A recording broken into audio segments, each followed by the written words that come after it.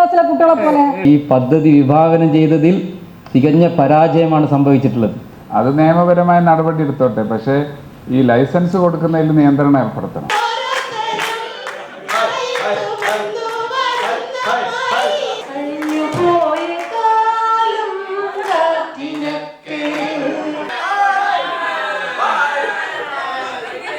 വടകര നഗരസഭ 2020-25 കൗൺസിലിന്റെ അവസാന യോഗം ചേർന്നു. സാധാരണ അജണ്ടകൾക്ക് പുറമെ നഗരസഭ വ്യാവസായിക എസ്റ്റേറ്റ് ഭൂമി മറ്റ് ആവശ്യങ്ങൾക്ക് ഉപയോഗിച്ചത്, പുതിയ ബസ് സ്റ്റാൻഡിലെ ക്ലോക്ക് റൂം ലോട്ടറി സ്റ്റാളാക്കിയത്, മത്സ്യ മാർക്കറ്റിന് പുറത്തുള്ള മത്സ്യവിൽപ്പന, മലബാർ മാർക്കറ്റിംഗ് സൊസൈറ്റി ഗ്രൗണ്ട് നവീകരണം തുടങ്ങിയ അജണ്ടകൾ ഭരണപക്ഷ പ്രതിപക്ഷ പോരിനിടയാക്കി. ഒരുപാട് വാർഡുകളിലെ വർക്ക് സംബന്ധമായിട്ടുള്ള അജണ്ടകൾ കൂടെ സപ്ലി അജണ്ടകളായിട്ട് വന്നിട്ടുണ്ട്. അപ്പോൾ ആദ്യത്തെ അജണ്ട 28/10/25 ക്ഷേമകാര്യ സ്റ്റാൻഡിംഗ് കമ്മിറ്റി തീരുമാനം 4 പ്രകാരം പട്ടികയിൽ കാണിച്ച 50 വയസ്സ് കഴിഞ്ഞ അവിവാഹിതരായ വനിതകൾക്കുള്ള പെൻഷനാണ്. അതിൽ പ്രേമ KP 37-ാം വാർഡ്, അത് നമ്മൾ അംഗീകരിച്ചു. രണ്ടാമത്തത് ക്ഷേമകാര്യ സ്റ്റാൻഡിംഗ് കമ്മിറ്റി തീരുമാനം 3 പ്രകാരം പട്ടികയിൽ കാണിച്ച 5 വികലാംഗ പെൻഷൻ അപേക്ഷകൾ അംഗീകരിക്കുന്നതാണ്.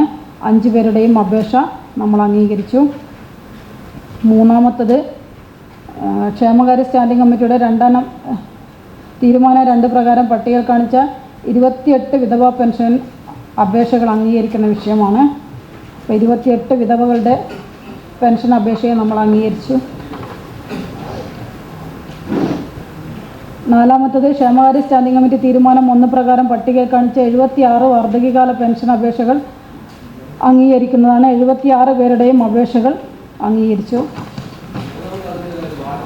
അപ്പോൾ വാർഡ് ഞാൻ പറഞ്ഞ് ഏതെല്ലാം നിങ്ങൾ കാണാത്തതെന്ന് പറയുന്നത്, ഞാൻ ഇവർ പ്രിൻ്റ് എടുക്കുമ്പോൾ ഒരു ഭാഗം മിസ്സായിട്ടുണ്ട്. ഞാനൊന്ന് വായിച്ചു തരാം. 3ാമത്തെ അജണ്ടയിൽ ലളിത 37-ാം വാർഡ്, ജാനകി K 4-ാം വാർഡ്, സീനത്ത് RC 47, അതുകൊണ്ടാണ് എൻ്റെ അജണ്ട മാത്രം വ്യത്യാസമായി വന്നത്. Shyamala PP 17, Preetha A 19, Ramla V 21, Vatsala KP 15, Sheeja VK 4, Sanila NC 3, Rajalakshmi CK 14, Shobhana CK 33, Sharmina P 27, Bindu NM 12, Savitha KV 13, Shahida VP 13, Jalaja TV 4, Reeshma C 22, Shiny K 24, Kausu K 39, Savitha TM 15, Sarojini KM 15, Binisha P 33, Sangeetha C 38, Shaheena SC 46, Naseema PP 37, Jacintha Jose 21, Kunjumariya V 38, Sheeja K 14. നാലാമത്തതിൽ ഷീജ K 14 വാർഡ്. നാലാമത്തതിൽ രാജൻ അതിലുണ്ടല്ലോ 23, വടകര ടൗണിൻ്റെ വിവിധ ഭാഗങ്ങളിൽ നടക്കുന്ന മത്സ്യവില്പനക്കെതിരെ നടപടിയെടുക്കുന്നതിനും പുതുതായി JT റോഡിൽ ബൂത്തിന് ലൈസൻസ് അനുവദിച്ചത് റദ്ദ് ചെയ്യണമെന്നാവശ്യപ്പെട്ട് വടകര ടൗൺ മത്സ്യ മാർക്കറ്റ് കോർഡിനേഷൻ കമ്മിറ്റി 23/8/24 തീയതി സമർപ്പിച്ച പരാതിയാണ്. അതിൽ മത്സ്യ മാർക്കറ്റുമായി ബന്ധപ്പെട്ട ഫയൽ പരിശോധിച്ച് മത്സ്യ മാർക്കറ്റിന് സമീപം നിശ്ചിത ചുറ്റളവിൽ മത്സ്യവില്പനയ്ക്ക് ലൈസൻസ് നൽകരുതെന്ന് കാണിച്ച് നിബന്ധനകളൊന്നും തന്നെ ഉള്ളതായി കാണുന്നില്ല. എന്നാൽ ഇപ്രകാരം ലൈസൻസ് നൽകുകയാണെങ്കിൽ നഗരസഭയുടെ മത്സ്യ മാർക്കറ്റിനെ സാരമായി ബാധിക്കാൻ ഇടവരുന്നതാണ് എന്ന് സൂപ്രണ്ട് അഭിപ്രായം രേഖപ്പെടുത്തിയിട്ടുണ്ട്. 2/9/12/24 ധനകാര്യ സ്റ്റാൻഡിംഗ് കമ്മിറ്റിയുടെ 3-ാം നമ്പർ തീരുമാനപ്രകാരം മത്സ്യബൂത്തുകൾ പുതുതായി അനുവദിക്കുന്ന വിഷയവും അനധികൃത മത്സ്യവില്പനക്കെതിരെ നടപടിയെടുക്കുന്ന വിഷയവും ആരോഗ്യ സ്റ്റാൻഡിംഗ് മുൻപാകെ പരിശോധിച്ച് നടപടി സ്വീകരിക്കാമെന്ന് ധനകാര്യ കമ്മിറ്റി ആരോഗ്യ സ്റ്റാൻഡിംഗ് കമ്മിറ്റിയിലേക്ക് അജണ്ട സമർപ്പിക്കാൻ വേണ്ടി തീരുമാനിക്കുകയും ആയത് പ്രകാരം 23/10/25 തീയതിയിലെ ആരോഗ്യ സ്ഥിരസമിതിയുടെ 1-ാം നമ്പർ തീരുമാനപ്രകാരം മതിയായ രേഖകളും സംവിധാനങ്ങളും അടക്കം സമർപ്പിക്കുന്ന അപേക്ഷകൾക്ക് ലൈസൻസ് അനുവദിക്കുന്നതിന് ആരോഗ്യ വിഭാഗം ഉദ്യോഗസ്ഥരെ ചുമതലപ്പെടുത്തുകയാണ് ചെയ്തത്. നമുക്ക് കൃത്യമായ രീതിയിലേക്ക് ലൈസൻസിന് മതിയായ രേഖകൾ സമർപ്പിച്ചു കഴിഞ്ഞാൽ ഏതൊരു വ്യക്തിക്കും നമ്മൾ ലൈസൻസ് അനുവദിച്ചു കൊടുക്കണം. ആ രീതിയിലേക്ക് തന്നെ ഇതിനും ലൈസൻസ് അനുവദിക്കാൻ ആരോഗ്യ വിഭാഗത്തിനെ നമ്മളെ മുമ്പിലേക്ക് ഇപ്പം ഇവർക്കും കോർഡിനേഷൻ കമ്മിറ്റിൻ്റെ ഒരു പരാതിയുണ്ട്. പക്ഷേ ഇപ്പോഴും പല ഭാഗങ്ങളിലും അനധികൃതമായിട്ട് തന്നെ ബുദ്ധിമുട്ടുണ്ടാക്കുന്ന രീതിയിലേക്ക് മത്സ്യ കച്ചവടം നടത്തുന്നത് നമ്മളെന്തായാലും കോർഡിനേഷൻ കമ്മിറ്റിക്ക് അപ്പുറത്തേക്ക് മാർക്കറ്റിൽ കച്ചവടം ചെയ്യുന്ന എല്ലാ കച്ചവട സുഹൃത്തുക്കളുടെ മുമ്പാകെയും പറഞ്ഞതാണ്. മാർക്കറ്റിനെ നിലനിർത്താൻ ആവശ്യമായ പ്രവർത്തനങ്ങൾ മാർക്കറ്റിൽ കച്ചവടം ചെയ്യുന്ന ആളുകളുടെ ഭാഗത്തു നിന്നാണ്. അതിൻ്റെ കോർഡിനേഷൻ കമ്മിറ്റി ഉൾപ്പെടെ നമ്മൾ വിളിച്ച് കൃത്യമായിട്ട് അവരെ ബോധ്യപ്പെടുന്നു. പക്ഷേ നമ്മുടെ മുമ്പിലേക്ക് ഇങ്ങനെ വരുന്ന സമയത്ത് ഇപ്പോൾ എല്ലാവരുടെയും റൂമിലേക്ക് ലൈസൻസ് കൊടുക്കുന്നുണ്ട്. ഉത്തരവാദിത്തത്തോടു കൂടി തന്നെ ലൈസൻസിന് ആവശ്യമായ രേഖകളിലൂടെ സമർപ്പിച്ച് കഴിഞ്ഞാൽ നിർബന്ധമായിട്ടും അത് നമ്മൾ അനുവദിച്ചു കൊടുക്കണം. നമുക്കത് പിടിച്ചു വെക്കാൻ പറ്റില്ല. അപ്പോൾ ആ രീതിയിലേക്ക് ഇനിയിപ്പോൾ പുറത്ത് കച്ചവടം ചെയ്യുമ്പോൾ ബുദ്ധിമുട്ടെല്ലാം ഉണ്ടാകുന്നതിന് ഒരുപാട് പ്രാവശ്യം ഇവരെ ശ്രദ്ധയിലേക്ക് ഞാൻ തന്നെ കൊടുത്തതാണ്. അതുകൊണ്ട് പുറത്തുള്ള എല്ലാത്തിനെയും ഉള്ളിലേക്ക് തന്നെ ആവശ്യമായ രീതിയിലേക്കുള്ള ഇടപെടലുകൾ അവിടെ സ്റ്റാളിൽ കച്ചവടം ചെയ്യുന്ന സുഹൃത്തുക്കളുടെ ഭാഗത്തു നിന്നാണ്. ഇത് നമുക്കൊരിക്കലും കൊടുക്കാതിരിക്കാൻ പറ്റില്ല. കാരണം രേഖകളെല്ലാം ക്ലിയറായിട്ട് ഇവിടെ സമർപ്പിച്ച് കഴിഞ്ഞിട്ടുണ്ട്.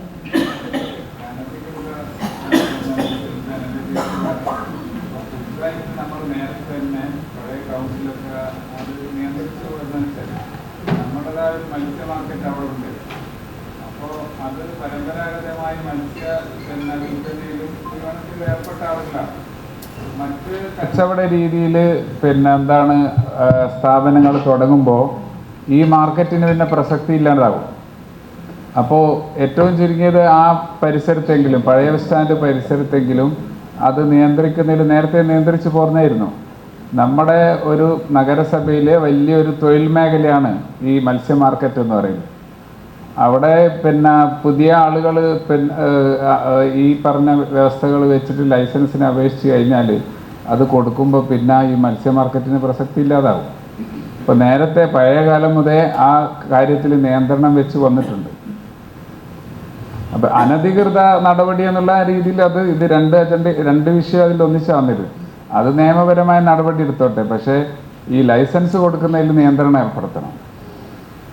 ഇത് മാഷേ നമ്മളിപ്പോൾ ഇത് കൊടുത്തിട്ട് നഗരസഭേൻ്റെ ലൈസൻസ് ഇവർക്ക് കൊടുത്തില്ലെങ്കിൽ ഇവർ നേരെ MSME ലൈസൻസ് എടുക്കും. നഗരസഭയ്ക്ക് കിട്ടുന്ന ലൈസൻസ് ഫീ ഉൾപ്പെടെ ഉണ്ടാവില്ല. ഇവർക്ക് കൃത്യമായിട്ട് തന്നെ കച്ചവടം ചെയ്യാനുള്ള ചെറുകിട സംരംഭകരെ പ്രോത്സാഹിപ്പിക്കാനുള്ള ആ ലൈസൻസും എടുത്തിട്ട് ഇവർ കച്ചവടം ചെയ്യും. അതുകൊണ്ട് നമുക്ക് മുമ്പിലേക്ക് തന്നിട്ടുള്ള രേഖപ്രകാരം മതിയായ രേഖകൾ തന്ന സ്ഥിതിക്ക് ഇത് നിരസിക്കാൻ പറ്റില്ല. എന്തായാലും അത് അവരും കൂടെ ബോധ്യപ്പെടുമായിരിക്കും. നിങ്ങൾ പറഞ്ഞ കാര്യങ്ങൾ ശരി തന്നെ. മത്സ്യ മാർക്കറ്റിനുള്ളിലേക്ക് കച്ചവടം ചെയ്യുന്ന ആളുകളെ സംബന്ധിച്ചിടത്തോളം പ്രയാസമാണ്. പക്ഷേ ആ പ്രയാസം മാറ്റാൻ വേണ്ടിയുള്ള ഒരുപാട് ഓപ്ഷനുകൾ നമ്മൾ തന്നെ പറഞ്ഞു കൊടുത്തിട്ടുണ്ടായിരുന്നു. പക്ഷേ അതിൽ നിന്നും വ്യത്യസ്തമായ രീതിയിലേക്ക് പല സമീപനങ്ങളും ഓരോരുത്തരുടെ ഭാഗത്തുണ്ട്. എന്തായാലും ആ സമീപനങ്ങളിൽ നിങ്ങൾ പറയുന്ന രീതിയിലേക്ക് അനധികൃത മത്സ്യ വിൽപ്പനയൊക്കെ തന്നെ ഇവിടുത്തെ ആരോഗ്യ വിഭാഗം കണ്ടെത്തുന്നുണ്ട്, നടപടി എടുക്കുന്നുണ്ട്. അതിനപ്പുറത്തേക്ക് നമ്മളിത് കൊടുത്തില്ല, ഇന്ന് തീരുമാനം കൊടുത്തില്ലെങ്കിൽ നാളെ അവർ നേരെ MSME ലൈസൻസിന് പോവും. ആ ലൈസൻസ് ഫീസ് നമുക്ക് നഷ്ടപ്പെടുന്ന രീതിയിലേക്ക് ഒരു ലൈസൻസ് എടുക്കുകയും ചെയ്യും, പരിപാടി അവിടെ ആരംഭിക്കുകയും ചെയ്യും. അതുകൊണ്ട് ഇത് നമുക്ക് അനുവദിച്ചു കൊടുക്കുന്നതാണ് നല്ലതെന്നാണ് പറയുന്നത്. എന്തായാലും ഇത് അനുവദിച്ചു കൊടുക്കുക. എന്തായാലും 2 കമ്മിറ്റി കണ്ടതിന് ശേഷമാണ് കൗൺസിലിൻ്റെ മുമ്പാകെ വരുന്നത്. കാരണം ആരോഗ്യവും കണ്ടു ധനകാര്യവും കണ്ടതിന് ശേഷമാണ് കൗൺസിലിലേക്ക് വരുന്നത്. അപ്പോൾ എന്തായാലും ഈയൊരു ബൂത്തിന് നമുക്ക് എന്തായാലും അനുമതി കൊടുക്കാം. അടുത്തത് വരുമ്പോൾ ആലോചിക്കാമെന്ന് മാത്രമേ ഈ ഒരു അജണ്ട സംബന്ധിച്ച് പറയാനുള്ളൂ. ഒരു പുനഃപരിശോധന നടത്തുന്നത് നല്ലതാണ്. കാരണം ഇവിടെ ഒരുപാട് സമരങ്ങളൊക്കെ നടത്തിയതാണ് മത്സ്യ മാർക്കറ്റിലെ തൊഴിലാളികൾ ഇതുമായി ബന്ധപ്പെട്ട്. അപ്പോൾ നമ്മൾ അനുവദിച്ചു കൊടുക്കുന്നതിന് നമ്മൾ 47 അംഗീകരിച്ചിട്ടാണ് ഈ ബൂത്തുകളൊക്കെ അനുവദിച്ചു കൊടുക്കുന്നത്. പിന്നെ അവിടെ ഒരു മത്സ്യ മാർക്കറ്റ് എന്നുള്ളൊരു ചോദ്യം പൊതുവിൽ ഉയർന്നു വരുന്നുണ്ട്. ഈ നിലവിലുള്ള മത്സ്യ മാർക്കറ്റിൻ്റെ ശോചനീയാവസ്ഥ പരിഹരിക്കാൻ നമുക്ക് സാധ്യമാകുന്ന എന്തെങ്കിലും പ്രവർത്തനങ്ങൾ നടത്താൻ കഴിഞ്ഞിട്ടില്ല. അതുകൊണ്ട് തന്നെ ഇങ്ങനെ പോകുന്ന സമയത്ത് മുക്കിലും മൂലയിലൊക്കെ എന്താകുന്നുണ്ട്, ബൂത്തുകൾ വരുന്നുണ്ട്. അതിൻ്റെ മാലിന്യത്തിൻ്റെ പ്രശ്നങ്ങൾ വേറെ വരുന്നുണ്ട്. ഇതൊന്നൊരു നിയന്ത്രിക്കാൻ ഇവിടെയുള്ള ഒരു ആരോഗ്യ വിഭാഗത്തിൻ്റെ ആളുകൾക്ക് മേലെ നിന്നുള്ള സമ്മർദ്ദം കാരണം ഒന്നും നടത്താൻ പറ്റുന്നില്ല എന്നാണ് പറയുന്നത്. അപ്പോൾ ആ രീതിയിൽ ഈ ബൂത്തുകൾ ഇങ്ങനെ അനുവദിക്കുന്നെങ്കിൽ അതുപോലെ തന്നെ മറ്റുള്ള മാംസ വിതരണമോ എല്ലാ സംഗതികളും അങ്ങനെ ബൂത്തുകൾ അനുവദിച്ച് കൊടുക്കുന്നേരം ഇതിൻ്റെ ഒരു വേസ്റ്റ് മാനേജ്മെൻറ്റൊക്കെ കൃത്യമായിട്ട് ആരോഗ്യ വിഭാഗത്തിനത് കൃത്യമായിട്ട് പരിശോധിക്കാനും നടപടിയെടുക്കാനും സാധിക്കാത്ത വരുന്ന അവസ്ഥയിലുള്ളത്. ആരോഗ്യ വിഭാഗത്തിന് മേലേന്ന് സമ്മർദ്ദം കൊടുക്കണമെങ്കിൽ ഒന്നുകിൽ ഞാൻ കൊടുക്കണം, അല്ലെങ്കിൽ എൻ്റെ താഴെ ഞാൻ ചുമതലപ്പെടുന്ന ആരോഗ്യ സ്റ്റാൻഡിംഗ് കമ്മിറ്റി കൊടുക്കണം, അല്ലെങ്കിൽ നിങ്ങളെപ്പോലുള്ള ഞങ്ങൾക്ക് രണ്ടാൾക്ക് അപ്പുറത്തേക്ക് നിങ്ങളെപ്പോലുള്ള ആരെങ്കിലും സമ്മർദ്ദം ഉണ്ടെങ്കിൽ മാത്രമാണ്. ആ രീതിയിലേക്ക് എൻ്റെ ഭാഗത്തൊന്നുമില്ല, ഇവരുടെ ഭാഗത്തൊന്നും ഇല്ലാന്ന് വയ്ക്കാൻ. ഇപ്പം നിങ്ങൾ ആരെങ്കിലും അങ്ങനെ സമ്മർദ്ദത്തിലേക്ക് ആക്കുന്നുണ്ടെങ്കിൽ മാത്രമേ അവർക്ക് ഉചിതമായ തീരുമാനം കൊടുക്കാതിരിക്കാൻ പറ്റുള്ളൂ എന്നാണ് ഞാൻ പറഞ്ഞത്. ആ രീതിയിലേക്കുള്ളത് പോകുന്നത് പരാമർശം ശരിയല്ല. നമ്മളെന്തായാലും അത്തരത്തിലുള്ള കാര്യങ്ങൾക്ക് മുൻഗണന കൊടുക്കാറില്ല.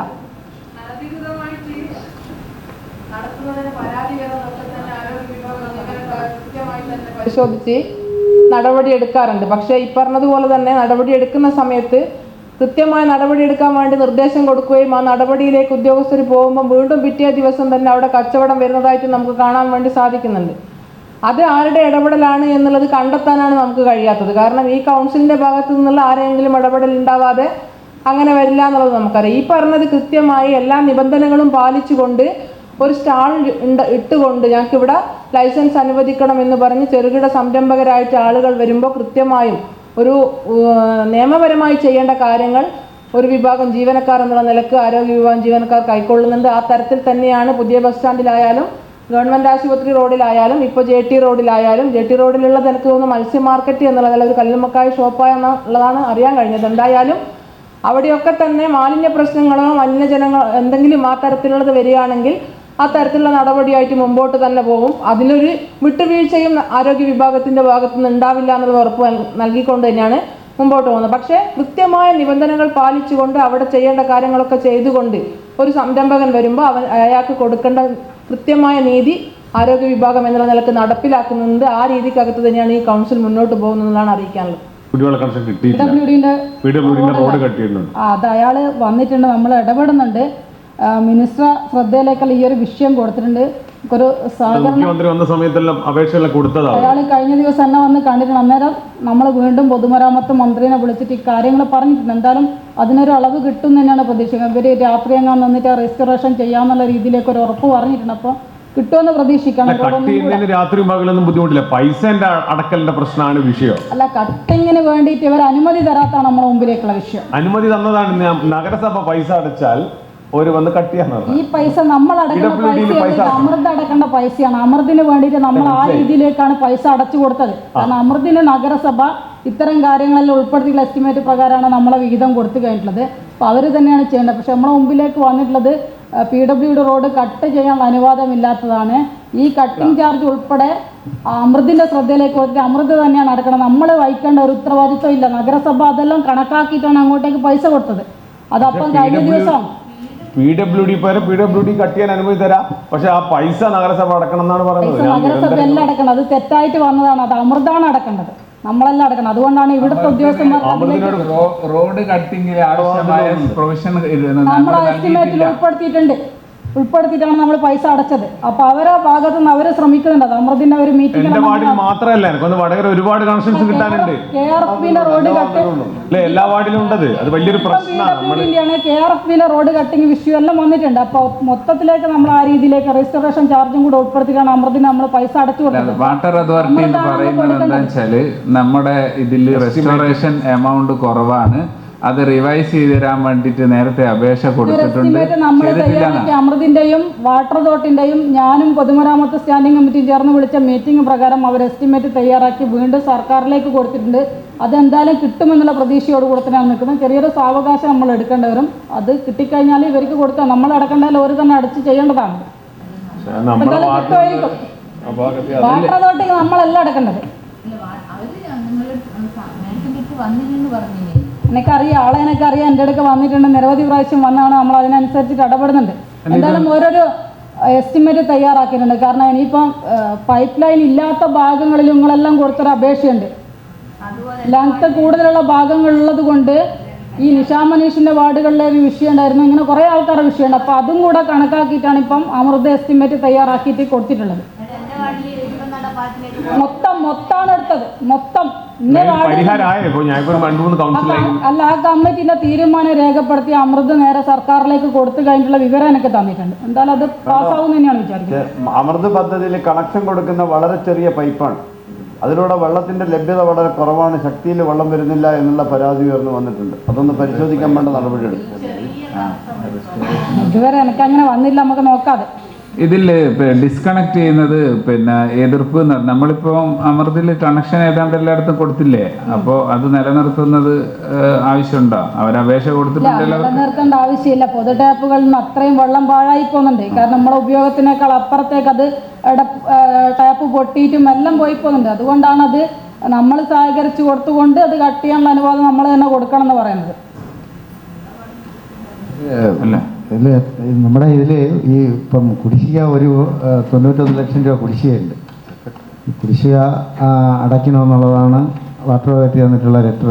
അതുപോലെ ഗവൺമെൻറ്റിൽ നിന്നും പ്രത്യേക ലെറ്റർ തന്നിട്ടുണ്ട്, ഇത് കൃത്യമായിട്ട് അടയ്ക്കണമെന്ന്. അതായത് ഏകദേശം 14 കോടി രൂപ ഉണ്ടായിരുന്നു. 14 കോടി രൂപയും ഈ 14 കോടി രൂപ ഉണ്ടായിരുന്നത് സർക്കാർ ഈ ഫിനാൻസ് കമ്മീഷൻ്റെ ഗ്രാൻഡ്, ചിലവഴിക്കാത്ത ഗ്രാൻഡ് ഉപയോഗിച്ച് അടച്ച് ക്ലിയർ ചെയ്തു. അപ്പോൾ ഇനി അത് സർക്കാർ പറയുന്നത് ബാക്കി പൈസ എങ്ങനെയെങ്കിലും മുനിസിപ്പാലിറ്റി അടച്ചത് ക്ലിയർ ചെയ്ത് പോയില്ല എങ്കിൽ ഇൻട്രസ്റ്റ് വലിയ രീതിയിൽ കൂടിക്കൊണ്ടിരിക്കും. അപ്പോൾ അത് ഇപ്പോൾ നമുക്ക് ഓൺ ഫണ്ട് ബാലൻസ് കുറവാണ്. നമ്മൾ കോമൺ ആയിട്ടൊരു തീരുമാനം എടുത്തിട്ട് കഴിഞ്ഞാൽ പദ്ധതി തുകയോ ഓൺ ഫണ്ടോ ഉപയോഗിച്ച് ലഭ്യത അനുസരിച്ച് അടയ്ക്കുന്നതിന് വേണ്ടി തീരുമാനിക്കുന്ന ഒരു തീരുമാനം എടുത്തിടുക. അപ്പോൾ നമുക്കത് കിട്ടുന്നതനുസരിച്ച് ഇപ്പം ഓൺ ഫണ്ട് എന്തായാലും 91 ലക്ഷം രൂപ നമുക്കിപ്പോൾ അടയ്ക്കാനുള്ള ഇല്ല. പക്ഷേ ഇത് അടച്ച് തീർത്തില്ലെങ്കിൽ വലിയ വിഷയമാണ്. അതുപോലെ തന്നെ ഇനി 388 പൈപ്പ് നമ്മളിപ്പം അത് ഒഴിവാക്കുന്നതിന് വേണ്ടി കൊടുത്തത് ഇപ്പോഴും സ്റ്റാൻഡ് ചെയ്യാണ്. അതും ഉള്ളത് കൊണ്ട് തന്നെ നല്ല എമൗണ്ട് വീണ്ടും കൂടും. ഓരോ മാസവും 30 ലക്ഷം 20 ലക്ഷം രൂപ വെച്ച് നമുക്ക് വരും. അപ്പോൾ ഇനി ഭയങ്കര ബാധ്യതയായാൽ പിന്നെ നമുക്ക് നിൽക്കാൻ പറ്റില്ല. അപ്പോഴത് ക്ലിയർ ചെയ്ത് പോകണമെങ്കിൽ ഈ പൈസ എങ്ങനെ അടയ്ക്കുമെന്നുള്ള ഒരു തീരുമാനങ്ങൾ എടുക്കണം. പദ്ധതിയിലോ ഓൺ ഫണ്ടിലോ ലഭ്യത അനുസരിച്ച് അടയ്ക്കുന്നതിനൊരു തീരുമാനിച്ചു ഒന്ന് ഇട്ട് കഴിഞ്ഞാൽ നമുക്കതനുസരിച്ചിട്ട് ചെയ്യാം. അത് മുകളിൽ നിന്നും ജെ ഡി ഓഫീസിൽ നിന്നൊക്കെ നേരിട്ട് അവിടെ നിന്ന് ഉദ്യോഗസ്ഥർ വന്ന് അത് ക്ലിയർ ചെയ്യണമെന്ന് പറയുകയും ചെയ്തിട്ടുണ്ട്. അല്ല അത് പ്രാദേശികമായിട്ടുള്ള പ്രതിഷേധം എന്ന് പറയുന്നുണ്ടല്ലോ കൗൺസിലർമാരുടെയും, അത് ഒഴിവാക്കി കഴിഞ്ഞാൽ ഇത് മുഴുവൻ ഒഴിവാക്കാവുന്നതല്ലേ? അമൃത് പദ്ധതി പ്രകാരം എല്ലാവർക്കും കുടിവെള്ളം ലഭ്യമായി. അപ്പൊ ഈ കുടിശ്ശിക ഒന്നും കൊടുക്കേണ്ട വരില്ല. നമുക്ക് കൂട്ടായിട്ട് ഈ ഒരു സമരം നടത്തുക, ആ മുഴുവൻ ടാപ്പുകൾ ഒഴിവാക്കാനുള്ള തീരുമാനം എടുക്കുക, അല്ലാതെ പൈസ എടുക്കാനുള്ള തീരുമാനം അല്ല എടുക്കേണ്ടത്. അല്ലല്ല, അതില് ഇപ്പൊ അത്യാവശ്യം ഇത്തരം പ്രതിസന്ധികളിൽ പെട്ടിട്ട് തീരെ കൊടുക്കാൻ പറ്റാത്ത ആളുകളുടെ ഒരു ലിസ്റ്റ് കൗൺസിലർമാർ മരാമത്ത് സ്റ്റാൻഡിംഗ് കമ്മിറ്റി ചെയർമാന്റെ കയ്യിലേക്ക് കൊടുക്കാൻ നമ്മൾ ഒരു 4-5 കൗൺസിലിന്റെ മുമ്പാകെ പറഞ്ഞിട്ടുണ്ടായിരുന്നു. മുന്നേ ഉള്ള അത് പ്രകാരം 18 ഉണ്ടല്ലോ.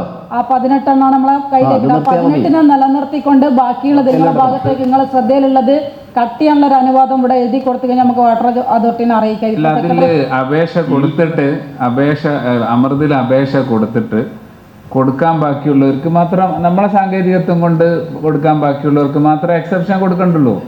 ബാക്കി എല്ലാവർക്കും അപേക്ഷ കൊടുക്കാൻ നമ്മൾ സമയം കൊടുത്തില്ലേ? നിസാബിന്റെ വാർഡിലെല്ലാം അത്തരം വിഷയങ്ങൾ അതെല്ലാം പരിഹരിച്ചു കഴിഞ്ഞു. നിസ്സാര പ്രശ്നങ്ങൾ മാത്രമല്ല, പൊതുടാപ്പ് നിലനിർത്തിക്കൊണ്ട് അമൃതിന് വേണ്ടി കാത്തിരിക്കേണ്ട ആളുകളുടെ എണ്ണം കുറച്ചേ ഉള്ളൂ. അല്ലാത്തതെല്ലാം തന്നെ ഒഴിവാക്കാൻ ആവശ്യമുള്ള ഇടപെടൽ അല്ലെങ്കിൽ ലിസ്റ്റ് കൂടങ്ങളും കൂടെ തന്നു കഴിഞ്ഞാൽ അടുത്ത മാസം വരുന്ന ബില്ല് വർധനവ് എന്നുള്ള രീതിയിലേക്ക് വരാതെ അത് കുറക്കാൻ വേണ്ടി നമുക്ക് സാധിക്കും. അതുകൊണ്ട് 46 ആളുകളും സഹകരിക്കണം എന്നാണ് പറയാനുള്ളത്. ഇവിടെ ഇപ്പോൾ ഫണ്ട് ഏത് രീതിയിലേക്ക് അടവാക്കണം എന്നുള്ള രീതിയിലേക്ക് 91,26,353 രൂപ നമ്മളെ പദ്ധതി വീതത്തിനും അതുപോലെ തന്നെ തനത് വരുമാനത്തിൻ്റെ ലഭ്യത എങ്ങനെയാണോ അതനുസരിച്ചിട്ട് അത് രണ്ടിൻ്റെ അകത്തുനിന്നും അടവാക്കുന്ന രീതിയിലേക്കുള്ള തീരുമാനം മാത്രമേ നമുക്കിപ്പം കൊടുക്കാൻ വേണ്ടി സാധിക്കുള്ളൂ. കാരണം സർക്കാരിൻ്റെ ഭാഗത്തു നിന്ന് അത്രയും വലിയ സഹകരണം നമുക്ക് വേണ്ടിയിട്ട് കിട്ടിയിട്ടുണ്ട്. അപ്പോൾ 29-38 വടകര നഗരസഭ വ്യവസായ എസ്റ്റേറ്റിൽ വ്യവസായ ആവശ്യത്തിനായി അനുവദിക്കപ്പെട്ട പ്ലോട്ടുകളിൽ ചിലത് വ്യവസ്ഥകൾക്ക് വിരുദ്ധമായി കൈമാറ്റം ചെയ്യപ്പെട്ടതായും ചിലത് പൂട്ടിക്കിടക്കുന്നതുമായുള്ള സംസ്ഥാന ഓഡിറ്റ് വകുപ്പിൻ്റെ 22-23 വർഷത്തെ പരാമർശത്തിൻ്റെ അടിസ്ഥാനത്തിൽ റവന്യൂ ഇൻസ്പെക്ടർ തയ്യാറാക്കിയ റിപ്പോർട്ടാണ്. അഗ്രിമെൻറ്റിലെ നിബന്ധനകൾ ലംഘിച്ച് പ്ലോട്ടുകൾ കൈമാറി ജമാറ്റം നടത്തിയത് ജമ റദ്ദ് ചെയ്യാവുന്നതും പ്ലോട്ടുകൾ നഗരസഭയിലേക്ക് മുതൽക്കൂട്ടാവുന്നതുമാണ്. രണ്ടാമത്തെ നടപടികൾ സ്വീകരിക്കുന്നതിന് മുൻപ് കക്ഷികളെ നേരിൽ കേൾക്കാവുന്നതാണ്. അതാണ് RI റിപ്പോർട്ട്. ഇത് പ്രകാരം നമുക്ക് ഈയൊരു കൗൺസിലിൻ്റെ മുമ്പാകെ വന്ന അജണ്ട അതിൽ തീരുമാനമെടുക്കുന്നതിനും പരിശോധിക്കുന്നതിനും ആ പരിശോധന റിപ്പോർട്ട് കൗൺസിലിൻ്റെ മുമ്പാകെ സമർപ്പിക്കാൻ വേണ്ടി റവന്യൂ ഓഫീസറെയും സെക്രട്ടറിയെയും RIയെയും ചുമതലപ്പെടുത്തിയാണ്. ഇതിൽ ഈ വ്യവസായ ആവശ്യാർത്ഥം 1988 നഗരസഭ പൊന്നും വിലക്ക് ആ ഭൂമി ഏറ്റെടുത്തു. 66.7 ലക്ഷം രൂപക്കാണ് ഇൻട്രസ്റ്റോട് കൂടിയിട്ട് നഗരസഭ 4.56 ഏക്കർ സ്ഥലം വ്യവസായ സംരംഭങ്ങൾ ആരംഭിക്കുന്നതിന് വേണ്ടി ഏറ്റെടുത്തിട്ടുള്ളത്. അപ്പോൾ നഗരസഭയ്ക്ക് വലിയൊരു തുക ഈ ഇനത്തിൽ പലിശ അടക്കം അടവാക്കുന്നതിൽ നഷ്ടപ്പെട്ടിട്ടുണ്ട്. ഇവിടെ പ്രതിപാദിച്ചിട്ടുള്ള 9ഓളം ആളുകൾ അവർക്ക് നഗരസഭ 10 സെൻറ്റും 20 സെൻറ്റുമൊക്കെ 30,000 രൂപക്കാണ് കൈമാറിയിട്ടുള്ളത് വ്യവസായ ആവശ്യം തുടങ്ങുന്നതിന് വേണ്ടി. അതിൽ തന്നെ ഭരതൻ എന്ന് പറഞ്ഞ ആൾക്ക് 10 സെൻറ്റ് സ്ഥലം കൊടുത്തതിൽ 25% മാത്രമാണ് അടവാക്കിയത്. ഈ അടവാക്കിയ തുകയുടെ ബാക്കി ഗഡുക്കളാക്കിയിട്ട് വർഷങ്ങളെടുത്തു. 2016 വരെ സമയമെടുത്തുകൊണ്ടാണ് PF പലിശ അടക്കം 25 വർഷം കഴിഞ്ഞിട്ട് അവിടെ ഒരു വ്യവസായം തുടങ്ങാൻ കഴിഞ്ഞിട്ടില്ല. അതുപോലെ സേതുമാധവൻ എന്ന് പറഞ്ഞ ആൾ, അയാൾ 30,000-ന് 20 സെൻറ്റ് വാങ്ങിയിട്ട് 2.5 ലക്ഷം രൂപയാണ് മേൽവാടകയ്ക്ക് 3 പ്ലോട്ടായിട്ട് കൊടുത്തുകൊണ്ട് അവിടെ നിന്നും നഗരസഭയുടെ സ്ഥലത്തു നിന്നും വരുമാനം ഈടാക്കി. ഈ ഇനത്തിൽ നഗരസഭയ്ക്ക് സ്ഥലം വാങ്ങിയ വകയിലുള്ള ഇൻട്രസ്റ്റ് അടക്കം അടച്ച തുകയിലുണ്ടായ വലിയ ഭീമമായ നഷ്ടം ഇവിടെ കാണിക്കുമ്പോൾ ഇത്തരം ആളുകൾ ഈ വ്യവസായാവശ്യത്തിന് വേണ്ടി നഗരസഭയിൽ നിന്നും ഭൂമി ഏറ്റെടുത്ത് മേൽവാടകയ്ക്കും അതുപോലെ തന്നെ വിവിധ പ്ലോട്ടുകളായി തിരിച്ച് മറ്റുള്ള ആളുകൾക്കൊക്കെ നൽകി അവർ ധനസമാഹരണവും അതുപോലെ തന്നെ ലാഭം കൊയ്യുമ്പോൾ നഗരസഭയ്ക്ക് നഷ്ടമുണ്ടായിട്ടുണ്ട്. വലിയ തുക ഉണ്ടായിട്ടുണ്ട്. ഇതിൽ തന്നെ 7.9 ഏക്കർ സ്ഥലത്തിൽ 1 ഏക്കറോളം സ്ഥലം സൗജന്യമായിട്ട് നമ്മൾ കൊടുത്തതിൽ ബാക്കി 6.16 ഏക്കർ സ്ഥലത്ത് വ്യവസായ സംരംഭങ്ങൾ ആരംഭിച്ച് ലക്ഷ്യം കൈവരിക്കുന്നതിന് വേണ്ടി നടപടികൾ സ്വീകരിക്കുന്നതിൽ നഗരസഭ അമ്പേ പരാജയപ്പെട്ടു എന്നുള്ളതാണ്.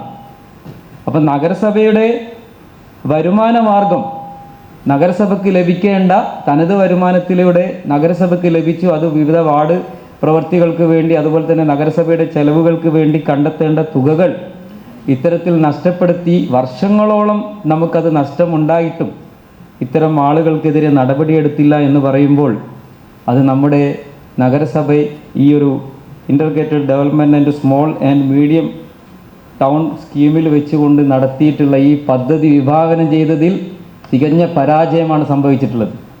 ഇത്തരത്തിൽ നഗരസഭ വിഭാവനം ചെയ്ത പദ്ധതികൾ ആസൂത്രണമില്ലാതെ അല്ലെങ്കിൽ ഇത്തരത്തിൽ അശ്രദ്ധയോടുകൂടി കൈകാര്യം ചെയ്തതിൻ്റെ ഭാഗമാണ് ഈ വലിയ ഓഡിറ്റ് വിഭാഗം കണ്ടെത്തിയ ഈ വലിയ നഷ്ടം അവരിൽ നിന്നും സ്ഥലം തിരിച്ചുപിടിക്കുന്നതിലേക്ക് എന്ന അവസ്ഥയിലേക്ക് എത്തിയിട്ടുള്ളത്.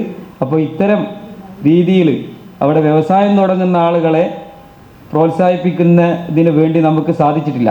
അവരെ പരമാവധി നമുക്ക് എത്രത്തോളം ലാഗ് ചെയ്ത് ബുദ്ധിമുട്ടിക്കാൻ സാധിക്കും ആ നിലക്കുള്ള പ്രവർത്തനങ്ങളുമായി ഒരു ഭാഗത്ത് പോകുമ്പോൾ ഈ രീതിയിൽ നഷ്ടം സംഭവിച്ച ആളുകളോട് കാണിച്ച അനുഭാവം അതെന്തിൻ്റെ പേരിലാണെന്നുള്ളതും ഈ വടകരയിലെ ജനങ്ങളോട് ബോധ്യപ്പെടുത്തേണ്ടതുണ്ട്. എന്തായാലും 25 വർഷം കഴിഞ്ഞിട്ട് ഒരു കാർ സർവീസ് അവിടെ ആരംഭിച്ചിട്ടില്ല. ഈ 30,000 രൂപ വെച്ച് 10 സെൻറ്റ് സ്ഥലങ്ങൾ കൊടുത്തിട്ടും അതുപോലെ തന്നെ പല വ്യവസായ സംരംഭങ്ങൾ കടലാസിൽ കാണിച്ചത് ഒന്നും തന്നെ അവിടെ തുടങ്ങാതെ ഈ സ്ഥലത്തിൽ നിന്നും 2.5 ലക്ഷവും 3 ലക്ഷവും 4 ലക്ഷമൊക്കെ ഈ സ്ഥലക്കാർ അവരുടെ വരുമാന മാർഗം ഉണ്ടാക്കിയപ്പോൾ ഇതൊന്നും നമ്മൾ കണ്ണടച്ചുകൊണ്ട് പൂച്ച പാല് കുടിച്ചതുപോലെ നിന്ന് ഈ അവസ്ഥയിലേക്ക് എത്തി നമ്മുടെ നഗരസഭ ആസ്തി ഇതുപോലെ നഷ്ടപ്പെടുത്തുന്ന രീതിയിൽ വരുമാനം നഷ്ടപ്പെടുന്ന രീതിയിൽ ഉണ്ടായ വീഴ്ച നമ്മൾ പരിശോധിച്ച് അത്തരം വീഴ്ച ഉണ്ടായ ആളുകൾക്കെതിരെ ശക്തമായ നടപടി സ്വീകരിക്കണമെന്ന് ഈ കൗൺസിൽ മുമ്പാകെ അറിയിച്ചു. ബഹുമാനപ്പെട്ട ചെയർപേഴ്സൺ, സതുദ്ദേശത്തോടു കൂടി സർക്കാർ കൊണ്ടുവരുന്ന ചില സംരംഭങ്ങൾ അതുപോലെ തന്നെ തദ്ദേശ സ്വയംഭരണ സ്ഥാപനങ്ങൾ മുമ്പോട്ട് വെക്കുന്ന സംഗതികൾ അത് ചില കള്ളനാണയങ്ങൾ അങ്ങനെ തെറ്റായി ഉപയോഗിക്കുമെന്നുള്ളത് സർവ്വസാധാരണമാണ്. എനിക്ക് തോന്നുന്നു നമ്മുടെ ഈ 20-25 കൗൺസിലിൻ്റെ കാലയളവിൽ വളരെ ശക്തമായ പരിശോധന ഇതുമായി ബന്ധപ്പെട്ടുകൊണ്ട് ഓരോ സെക്രട്ടറിമാരുടെയും നേതൃത്വത്തിൽ ആറുടെ നേതൃത്വത്തിൽ നടത്തിയിട്ടുണ്ട്. ശരിയായ നിർദ്ദേശങ്ങളും കൊടുത്തിട്ടുണ്ട്. തീരെ വ്യവസായം ആരംഭിക്കാത്ത ആളുകളിൽ നിന്ന് ഇത് തിരിച്ചെടുക്കണമെന്നോ അതിൻ്റെ ഫയലിൻ്റെ പരിശോധന നടത്തണമെന്നോ ഒക്കെ പറഞ്ഞിട്ടുണ്ട്. അപ്പോൾ അതിൻ്റെയൊക്കെ നടപടികൾ സ്വാഭാവികമായിട്ട് ഉണ്ടായിട്ടുണ്ട്. പക്ഷേ ഈ സതുദ്ദേശം മുൻനിർത്തി വ്യവസായ സംരംഭം എന്നുള്ള നിലയിൽ ഇത് പൂർണ്ണമായും നമുക്ക് തിരിച്ചെടുക്കാനും കഴിയില്ല. ഈ ഒരു ധർമ്മസങ്കടമുണ്ട്. ഏതായാലും നല്ല നടപടി ധനകാര്യ കമ്മിറ്റി പലപ്പോഴും ഇത് ചർച്ച ചെയ്ത് ആറുടെയൊക്കെ നേതൃത്വത്തിൽ ഒരുപാട് പ്രാവശ്യം പോയതാണ്. ഏതായാലും ആശയം കൗൺസിൽ പറഞ്ഞത് പ്രകാരം അങ്ങനെ കള്ളനാണയങ്ങളുണ്ടെങ്കിൽ യാതൊരു തരത്തിലുള്ള അനുകമ്പ അവരോട് പാടില്ല. അത് ഏത് രീതിയിലും തിരിച്ചെടുക്കാൻ കഴിയുമെങ്കിൽ തിരിച്ചെടുക്കാൻ. നമ്മളതിൻ്റെ ഉത്തരവൊക്കെ പരിശോധിച്ച് നോക്കുമ്പോൾ സർക്കാരിന് കിട്ടിയ ഉത്തരവുകളും അവരുടെ ആധാരവും സംഗതികളൊക്കെ ഉള്ളതാണ്. അതേതായാലും ഇപ്പോൾ ഈ പറഞ്ഞ തീരുമാന പ്രകാരം പോലെ കൂടുതൽ ഏതെങ്കിലും ഉണ്ടെങ്കിൽ യാതൊരു അനുകമ്പയും ഇല്ലാത്ത വിധത്തിൽ വ്യവസായ സംരംഭങ്ങൾക്ക് ഉപയോഗിക്കാത്ത ഭൂമികളെ എടുക്കാൻ തന്നെയാണ് നമ്മുടെ അഭിപ്രായം. പല വ്യക്തികളും ദുരുപയോഗം ചെയ്യുമ്പോൾ നമ്മൾ ഇവിടെ പറഞ്ഞതുപോലെ വേണ്ട സമയത്ത് കൃത്യമായിട്ട് ഇടപെടുന്നില്ല. ഈ ഇപ്പോൾ സതീശ് മാഷ് പറഞ്ഞ പോലെ ഇൻഡസ്ട്രിയൽ പ്ലോട്ടുമായിട്ട് ബന്ധപ്പെട്ട് ദുരുപയോഗം ചെയ്യുന്ന സംഗതികൾ പലപ്പോഴും ധനകാര്യ കമ്മിറ്റിയിൽ ചർച്ച ചെയ്തിട്ടുണ്ട്. പക്ഷേ നമ്മൾ അതിനെ ഗൗരവത്തിലെടുക്കുന്നില്ല. ഇപ്പോൾ ഇവിടെ അജണ്ട വന്നത് ഓഡിറ്റ് വകുപ്പിൻ്റെ റിപ്പോർട്ട് പ്രകാരമാണ്. നമ്മളെ ഉദ്യോഗസ്ഥന്മാർ അത് കണ്ടുപിടിച്ചിട്ടില്ല, അല്ലെങ്കിൽ നമ്മളത് സ്വയം ഒരു ഇനീഷ്യേറ്റീവ് എടുത്തുകൊണ്ടല്ല നടപടിയിലേക്ക് വരുന്നത്. അപ്പം അങ്ങനെയുള്ള കാര്യങ്ങൾ ശ്രദ്ധയിൽപ്പെടുത്തുമ്പോഴും പലപ്പോഴും അവഗണിക്കുകയും അതുപോലെ അതിൽ ലാഗിങ്ങും വരുന്നുണ്ട്. ഇവിടെ ആ പ്ലോട്ടിൽ വളരെ ചുരുക്കം 1-2 ആളുകളാണ് ആ ഇൻഡസ്ട്രിയൽ ലെവലിൽ കാര്യങ്ങൾ ചെയ്യുന്നുള്ളൂ. ഈ ഭൂമി എടുത്തിട്ട് അവരെന്ത് ചെയ്യാണ്, വേറെ തരത്തിലേക്ക് ദുരുപയോഗം ചെയ്യുമ്പോൾ നമ്മൾ ശ്രദ്ധിക്കേണ്ട ആളുകൾ അത് ശ്രദ്ധിക്കുന്നില്ല. ഇത് ഈ പ്ലോട്ടുമായിട്ട് ബന്ധപ്പെട്ടല്ല മറ്റു പല വിഷയങ്ങളിലും നമ്മൾ പരാതിയൊക്കെ കൊടുത്തു കഴിഞ്ഞാൽ അതിലൊരു മെല്ലപ്പോക്ക് അത് പൊതുവായിട്ടുണ്ട്. ഇപ്പം നമ്മുടെ നഗരസഭയുടെ ആസ്തി ഏതെങ്കിലും വ്യക്തികൾക്ക് ദുരുപയോഗം ചെയ്യാനുള്ള അവസരം നമ്മൾ ഒരുക്കരുത്. ഉദ്യോഗസ്ഥന്മാർ പ്രത്യേകിച്ച് അതിൽ ജാഗ്രത കാണിക്കണം. വേറെ ഏതെങ്കിലും ഒരു സമ്മർദ്ദത്തിന് വഴങ്ങിയിട്ട് ഉദ്യോഗസ്ഥന്മാർ അവരെ ജോലി ചെയ്യാതെ കണ്ണടച്ചിരിക്കുകയും അവസാനം ഓഡിറ്റ് വിഭാഗം കണ്ടെത്തിയിട്ട് അതിലേക്ക് വരുന്നത് തീർച്ചയായിട്ടും വീഴ്ചയാണ്. അപ്പം ഇതിൽ ഞാൻ പറയുന്ന കർശനമായ നടപടി എടുക്കണം. ഇപ്പോൾ നല്ല പർപ്പസിനാണ് കൊടുക്കുന്നത്, ആ രീതിയിലാണ് പ്ലാൻ ചെയ്ത് വിഭാവനം ചെയ്യുന്ന പദ്ധതി. പക്ഷേ വർഷങ്ങളോളം അത് മിസ്യൂസ് ചെയ്യുമ്പോൾ അതിൽ പിന്നെ നമ്മൾ അമാന്തം കാണിക്കരുത്. തീർച്ചയായിട്ടും അതേ പർപ്പസിന് ഉപയോഗിക്കാത്ത ആളുകളിൽ നിന്ന് തിരിച്ചു വാങ്ങാനുള്ള പ്രൊവിഷനായ അഗ്രിമെൻറ്റിലുണ്ട്. അവരിരുന്ന് ആ സ്ഥലം തിരിച്ചു വാങ്ങിക്കൊണ്ട് നഗരസഭ മറ്റു പല അല്ലെങ്കിൽ സ്വന്തം നിലക്ക് അത് ഉപയോഗിക്കുന്ന ആളുകൾക്ക് ചെയ്യേണ്ടതുണ്ട്. ഇവിടെ പിന്നെ കുറച്ച് മുമ്പ് അജണ്ടയിൽ വന്ന ഒരു പ്ലോട്ട് എനിക്ക് തോന്നുന്നു ആ വ്യക്തി കൃത്യമായിട്ട് ഈ എല്ലാ നിബന്ധനയും പാലിച്ചിട്ട് ബിസിനസ് നടത്തുന്നതാണ്. അദ്ദേഹം ഒരുപാട് കഷ്ടപ്പെട്ടിട്ടുണ്ട് അത് നേടിയെടുക്കുന്നതിൽ. അപ്പോൾ നഗരസഭ ഇത്തരം ദുരുപയോഗം ചെയ്യുന്ന വ്യക്തികൾക്കെതിരെ നമ്മൾ മെല്ലപ്പോക്ക് നയം തുടരരുത്, കർശനമായ നടപടി എടുക്കണം. ഇല്ലെങ്കിൽ അവർക്കുള്ളൊരു പ്രോത്സാഹനം എന്നുള്ള നിലക്ക് മറ്റു പലരും ഈ നമ്മുടെ ആസ്തി ദുരുപയോഗം ചെയ്യുന്ന സ്ഥിതി ഉണ്ടാവും. ഉദ്യോഗസ്ഥന്മാരുടെ ഭാഗത്തു നിന്നുള്ള വീഴ്ചയോ അല്ലെങ്കിൽ മുൻകാല ഭരണസമിതികളുടെ ഭാഗത്തു നിന്നുള്ള വീഴ്ചയോ അല്ല പറയേണ്ടത്. ഇവിടെ അടവാക്കേണ്ട കൃത്യമായിട്ട് അന്ന് പ്ലോട്ട് നിശ്ചയിച്ച് കൊടുക്കുന്ന സമയത്തേക്ക് ഓരോരുത്തർക്കും എത്ര രൂപ വെച്ചിട്ടാണ് ഓരോ പ്ലോട്ട് അനുവദിച്ചത്, അത് ഗഡുക്കളായിട്ട് അനുവദിക്കുന്ന സമയത്തേക്ക് അടവാക്കാത്ത രീതിയിലേക്ക് ഇവിടെ നിന്ന് നടപടിയുമായി പോയ സമയത്തേക്ക് പലരും കേസിന് പോവുകയും ആ കൂട്ടത്തിലേക്ക് വന്നിട്ടുള്ള ഒരാളാണ് കഴിഞ്ഞ എനിക്ക് തോന്നുന്നു 2 കൗൺസിലിന് മുമ്പാകെ ഒരു നിഷാദോ എന്നങ്ങനെ പറയുന്നൊരു കക്ഷീൻ്റെ അത് നമ്മൾ അംഗീകരിച്ച് കൊടുത്തത്. കൃത്യമായിട്ട് അയാൾ ഒരുപാട് പ്രാവശ്യം ആരെയൊക്കെ തന്നെ പ്രേരണയിലേക്ക് കേസിന് പോയി നമ്മൾ അനുവദിച്ച തുക ഘട്ടം ഘട്ടമായിട്ട് അടക്കാമെന്നുള്ളതിൽ നിന്ന് വ്യത്യസ്തമായിട്ട് അയാളത് ഒഴിവാക്കി കിട്ടുന്നുള്ള രീതിയിലേക്ക് കേസിന് പോയി. ഒഴിവാക്കാത്ത സ്ഥിതിയായ സമയത്ത് അയാൾ ആ ഗഡുക്കളായിട്ട് അടച്ചതിന് ശേഷം വീണ്ടും നമ്മളെ ഇപ്പോഴത്തെ കൗൺസിലിലേക്ക് വരികയും ആ നമ്മളൊരു കൗൺസിലേക്ക് അജണ്ട വെച്ചു. ആ അജണ്ട വെച്ച സമയത്തേക്ക് ഇവിടുന്ന് സംശയമാണ് അതെന്നുള്ള രീതിയിലേക്ക് സംശയം പരിശോധനയ്ക്ക് വിട്ടു. പരിശോധിച്ചതിന് ശേഷം വീണ്ടും ധനകാര്യ കമ്മിറ്റിക്ക് തന്ന് അത് ഉറപ്പിച്ചതിന് ശേഷമാണ് കഴിഞ്ഞ 2-3 കൗൺസിലിന് മുമ്പായിട്ട് നമ്മൾ അയാൾക്ക് അനുമതി കൊടുത്തിട്ടുള്ളത്. നമ്മൾ നഗരസഭേൻ്റെ പൊതുമുതൽ നശിപ്പിക്കുന്ന രീതിയിലേക്ക് അല്ലെങ്കിൽ ആർക്കും സംരക്ഷണം കൊടുക്കുന്ന രീതിയിലേക്ക് എന്തായാലും ഭരണസമിതി മുൻകാല ഭരണസമിതിയും അതിലുള്ള ഒരാളെ എന്നുള്ള രീതിയിലേക്ക് അത്തരത്തിലേക്ക് നമ്മൾ ആർക്ക് വേണ്ടിയിട്ടും പ്രത്യേക പരിഗണന കൊടുത്തു പോയിട്ടില്ല. ഇതിലേക്ക് ഇപ്പോൾ വന്നിട്ടുള്ള കാര്യം ഇത് ഓഡിറ്റിൻ്റെ ഭാഗം മാത്രമായിട്ടൊന്നുമല്ല. നമ്മളെ സനൽകുമാർ സെക്രട്ടറി വരുന്നതിന് മുമ്പായിട്ട് ഇവിടുന്ന് സെക്രട്ടറിയും ആർഐമാരും ഉൾപ്പെടെ അവിടെ പോയിട്ടുണ്ട്. അവിടെ കേസിന് ആസ്പദമായിട്ടുള്ള ഒരു പ്ലോട്ട് അവിടെ കിടക്കുന്നുണ്ട്. അതിനെതിരെ നമ്മളെ നീക്കങ്ങൾ ആരംഭിച്ചു. അതിൻ്റെ ഭാഗമായിട്ട് അന്നത്തെ ആ ഉദ്യോഗസ്ഥ തലത്തിലേക്കുള്ള പരിശോധനയും കാര്യങ്ങളൊക്കെ തന്നാണ് അതിൻ്റെ കേസും കാര്യങ്ങളും ഇപ്പോഴും നിലനിന്ന് വരുന്നുണ്ട്. അപ്പം ആ രീതിയിലേക്കുള്ള ഒരു കാര്യത്തിലേക്ക് നമ്മളെ വരുമാനം നഷ്ടപ്പെടാത്ത രീതിയിലേക്കുള്ള പരിശോധനക്കാണ് ഇപ്പോൾ സെക്രട്ടറി ആർഐമാരെ ഈ ഒരു അജണ്ടക്കപ്പുറത്തേക്ക് തീരുമാനിച്ചുകൊണ്ട് നമ്മൾ ചുമതലപ്പെടുത്തിയിരുന്നു. അല്ല, അതിൽ ഉദ്യോഗസ്ഥരുടെ വീഴ്ചയില്ല എന്ന് പറഞ്ഞാൽ എങ്ങനെയാണ്? ഇതിൽ ഉദ്യോഗസ്ഥന്മാരെ ഏത് ഉദ്യോഗസ്ഥന്മാരെ വീഴ്ചയായാലും അത് വീഴ്ചയാണെന്ന രീതിയിലേക്ക് പറഞ്ഞു പോകണമെങ്കിൽ അവരെ ഭാഗത്തൊന്നും നമ്മളെ കൗൺസിൽ ചൂണ്ടിക്കാണിക്കുന്ന സമയത്ത് അത് ആവശ്യമേ അവർ പരിശോധിക്കട്ടെ. സെക്രട്ടറി ഉൾപ്പെടെയുള്ള ടീമിനെയാണ് ചുമതലപ്പെടുത്തി അവർ പരിശോധിക്കട്ടെ. ഉദ്യോഗസ്ഥന്മാരെ വീഴ്ചയുണ്ടെങ്കിൽ ഓഡിറ്റ് റിപ്പോർട്ട് പറയില്ലേ? ആ ഓഡിറ്റ് റിപ്പോർട്ടിനെ കുറിച്ച് പറയുന്നതാണ് ഇപ്പൊ ചർച്ച അജണ്ട. അതിൽ പറയുന്നത് എന്താണ്? കൃത്യമായി ഭൂമി കൈമാറ്റം ചെയ്യാൻ പാടില്ലെന്ന വ്യവസ്ഥ ചെയ്തിരിക്കുന്നത് കൂടാതെ ഭൂമി അനുവദിച്ചപ്പോൾ നഗരസഭയുമായി വെച്ച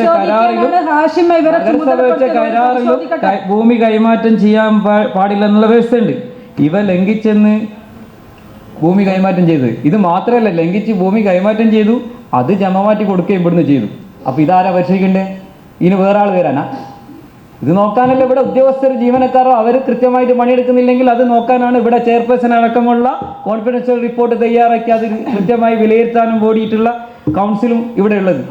അപ്പൊ ഇത് പരിശോധിക്കുന്നവരും ആരുടെയെങ്കിലും മേഖലയിൽ കൈകാര്യം മാറേണ്ടതിന് പകരം ആരുടെ വീഴ്ചയാണെന്നുള്ളത് പരിശോധിക്കണ്ടേ? എന്തെങ്കിലും പറയുന്ന സമയത്ത് ആരുടെയെങ്കിലും കുറവ് പറയുമ്പോൾ അല്ലെങ്കിൽ കുറ്റം കണ്ടുപിടിക്കുന്ന രീതിയിലേക്കല്ലല്ലോ കാണണ്ടേ? ഇതൊരു നഗരസഭയുടെ ഉത്തരവാദപ്പെട്ട ഒരു ബോഡി എന്ന നിലക്ക് ഈ രീതിയിലുള്ള കാര്യങ്ങൾ വരുമ്പോൾ ഇത് പരിശോധിക്കുകയും അത് കൃത്യമായി വിലയിരുത്തുകയും ചെയ്യേണ്ട ആളുകൾ ഇത്തരം വാദങ്ങൾ പറഞ്ഞുകൊണ്ട് ഇതിന് ഇത്ര ഗൗരവമില്ലാത്ത രീതിയിൽ കാണുമ്പോൾ ഇത് വടകരയുള്ള ജനങ്ങൾ കാണുന്നില്ലേ? വടകരയുള്ള ജനങ്ങളോട് എന്ത് ഉത്തരവാദിത്തമാണ് നമുക്കുള്ളത്? അതുകൊണ്ട് ഇതിൽ തന്നെ കൃത്യമായി പറയുന്ന ആ രീതിയിൽ അലിഗേഷൻ നടപടി എടുക്കേണ്ട ആളുകൾ നടപടിയെടുത്തില്ല. ചുമതലപ്പെടുത്തുന്ന ഒരു തീരുമാനിക്കട്ടെ, തീരുമാനിച്ച റിപ്പോർട്ട് നമ്മളെ കൗൺസിലിന്റെ മുമ്പാകെ തരട്ടെ. വടകര നഗരസഭ ക്ലോക്ക് റൂം നടത്തിപ്പ് നിയമവിരുദ്ധമായി ലോട്ടറി കച്ചവടം ഒഴിവാക്കി ക്ലോക്ക് റൂം നിലനിർത്തുന്നതിന് ലോട്ടറി കച്ചവടം ചെയ്യുന്നതിന് കണ്ടെത്തിയ കാലയളവ് മുതൽ പ്രതിമാസം 3000 രൂപ നിരക്കിൽ തുക ഈടാക്കുന്നത് കൗൺസിലേക്ക് ശുപാർശ ചെയ്തുകൊണ്ടുള്ള ധനകാര്യ കമ്മിറ്റിന്റെ 1/11/25 തീയതിയിലെ ധനകാര്യ കമ്മിറ്റിന്റെ 11-ാം നമ്പർ തീരുമാനം. അതിൽ അന്ന് ചുമതലപ്പെടുത്തിയ പരിശോധന ടീം അംഗങ്ങളെല്ലാം പുതിയ ബസ് സ്റ്റാൻഡ് കെട്ടിടത്തിലെ ക്ലോക്ക് റൂം നിലനിർത്തുകയും ക്ലോക്ക് റൂമിനോട് അനുബന്ധിച്ച് അനധികൃതമായി നടത്തുന്ന ലോട്ടറി കച്ചവടം ചെയ്യുന്ന ഏരിയ സംബന്ധിച്ചും അനധികൃത നിർമ്മാണങ്ങളെ സംബന്ധിച്ചും ഈടാക്കേണ്ട ഫീസിനെ സംബന്ധിച്ചും എടുക്കേണ്ട നടപടിയെ സംബന്ധിച്ചും പുനഃപരിശോധന നടത്തി റിപ്പോർട്ട് സമർപ്പിക്കുന്നതിന് നികുതി ധനകാര്യ കമ്മിറ്റിയെ ചുമതലപ്പെടുത്താൻ തീരുമാനിച്ചുകൊണ്ടുള്ള ബഹുമാനപ്പെട്ട കൗൺസിലിന്റെ 22/10/25 54-ാം നമ്പർ തീരുമാനം നികുതി ധനകാര്യ കമ്മിറ്റി മുൻപാകെ സമർപ്പിക്കുകയും 1/11/25 തീയതിയിലെ നികുതി ധനകാര്യ സ്റ്റാൻഡിംഗ് കമ്മിറ്റിയുടെ 11-ാം നമ്പർ തീരുമാനപ്രകാരം നിലവിൽ പുതിയ ബസ് സ്റ്റാൻഡ് കെട്ടിടത്തിലെ നിലവിലുള്ള ക്ലോക്ക് റൂമിന്റെ ഒരു ഭാഗം ലൈസൻസി ലോട്ടറി കച്ചവടം ചെയ്തു വരുന്ന നിയമവിരുദ്ധമായതിനാൽ ലോട്ടറി കച്ചവടം ഒഴിവാക്കി ക്ലോക്ക് റൂം നിലനിർത്തുന്നതിന് ലോട്ടറി കച്ചവടം ചെയ്യുന്നതിനായി കണ്ടെത്തിയ കാലയളവ് മുതൽ പ്രതിമാസം 3000 രൂപ നിരക്കിൽ തുക ഈടാക്കുന്നതിനുമായത് കൗൺസിലേക്ക് ശുപാർശ ചെയ്യുന്നതാണ് ധനകാര്യ കമ്മിറ്റിയുടെ തീരുമാനം വന്നിട്ടുള്ളത്. അതിൽ ധനകാര്യ കമ്മിറ്റിയിൽ വന്ന ചർച്ച എന്താ തീരുമാനം? അത് നമ്മൾ ടെൻഡർ വിളിച്ചിട്ട് കൂടുതൽ തുകക്ക് ആരാണോ എടുക്കുന്നത് അവർക്ക് കൊടുക്കാണ്. 3000 എന്നുള്ള പൈസ അവിടെ നിശ്ചയിച്ചിട്ടില്ല, അത് ഉദ്യോഗസ്ഥന്മാരെ ശുപാർശ ചെയ്യുന്നു. 3000 എന്ന് പറഞ്ഞാൽ നമ്മുടെ നഗരസഭയിൽ ഈടാക്കുന്ന ഏറ്റവും ചുരുങ്ങിയ വാടകയാണ് 3000 രൂപ. നമ്മളിപ്പോൾ ചെറിയ പെട്ടിക്കടക്ക് പോലും പ്രസക്തമല്ലാത്ത സ്ഥലങ്ങളിൽ പോലും 3000 ഈടാക്കുന്നത്. അവരേത് രീതിയിലാണ് 3000 എന്ന് കണ്ടെത്തിയത് പറയുന്നത് വെച്ചാൽ അത് ഞങ്ങൾ ധനകാര്യ സ്റ്റാൻഡിംഗ് കമ്മിറ്റി തീരുമാനിച്ച പ്രകാരം അത് ലേലം വിളിച്ചിട്ട് കൂടുതൽ തുക ആരാണോ ഈടാക്കുന്നത് അവർക്ക് കൊടുക്കുക. അങ്ങനെ അത് കൊടുക്കാനല്ല തീരുമാനം തന്നിട്ടുള്ളത്.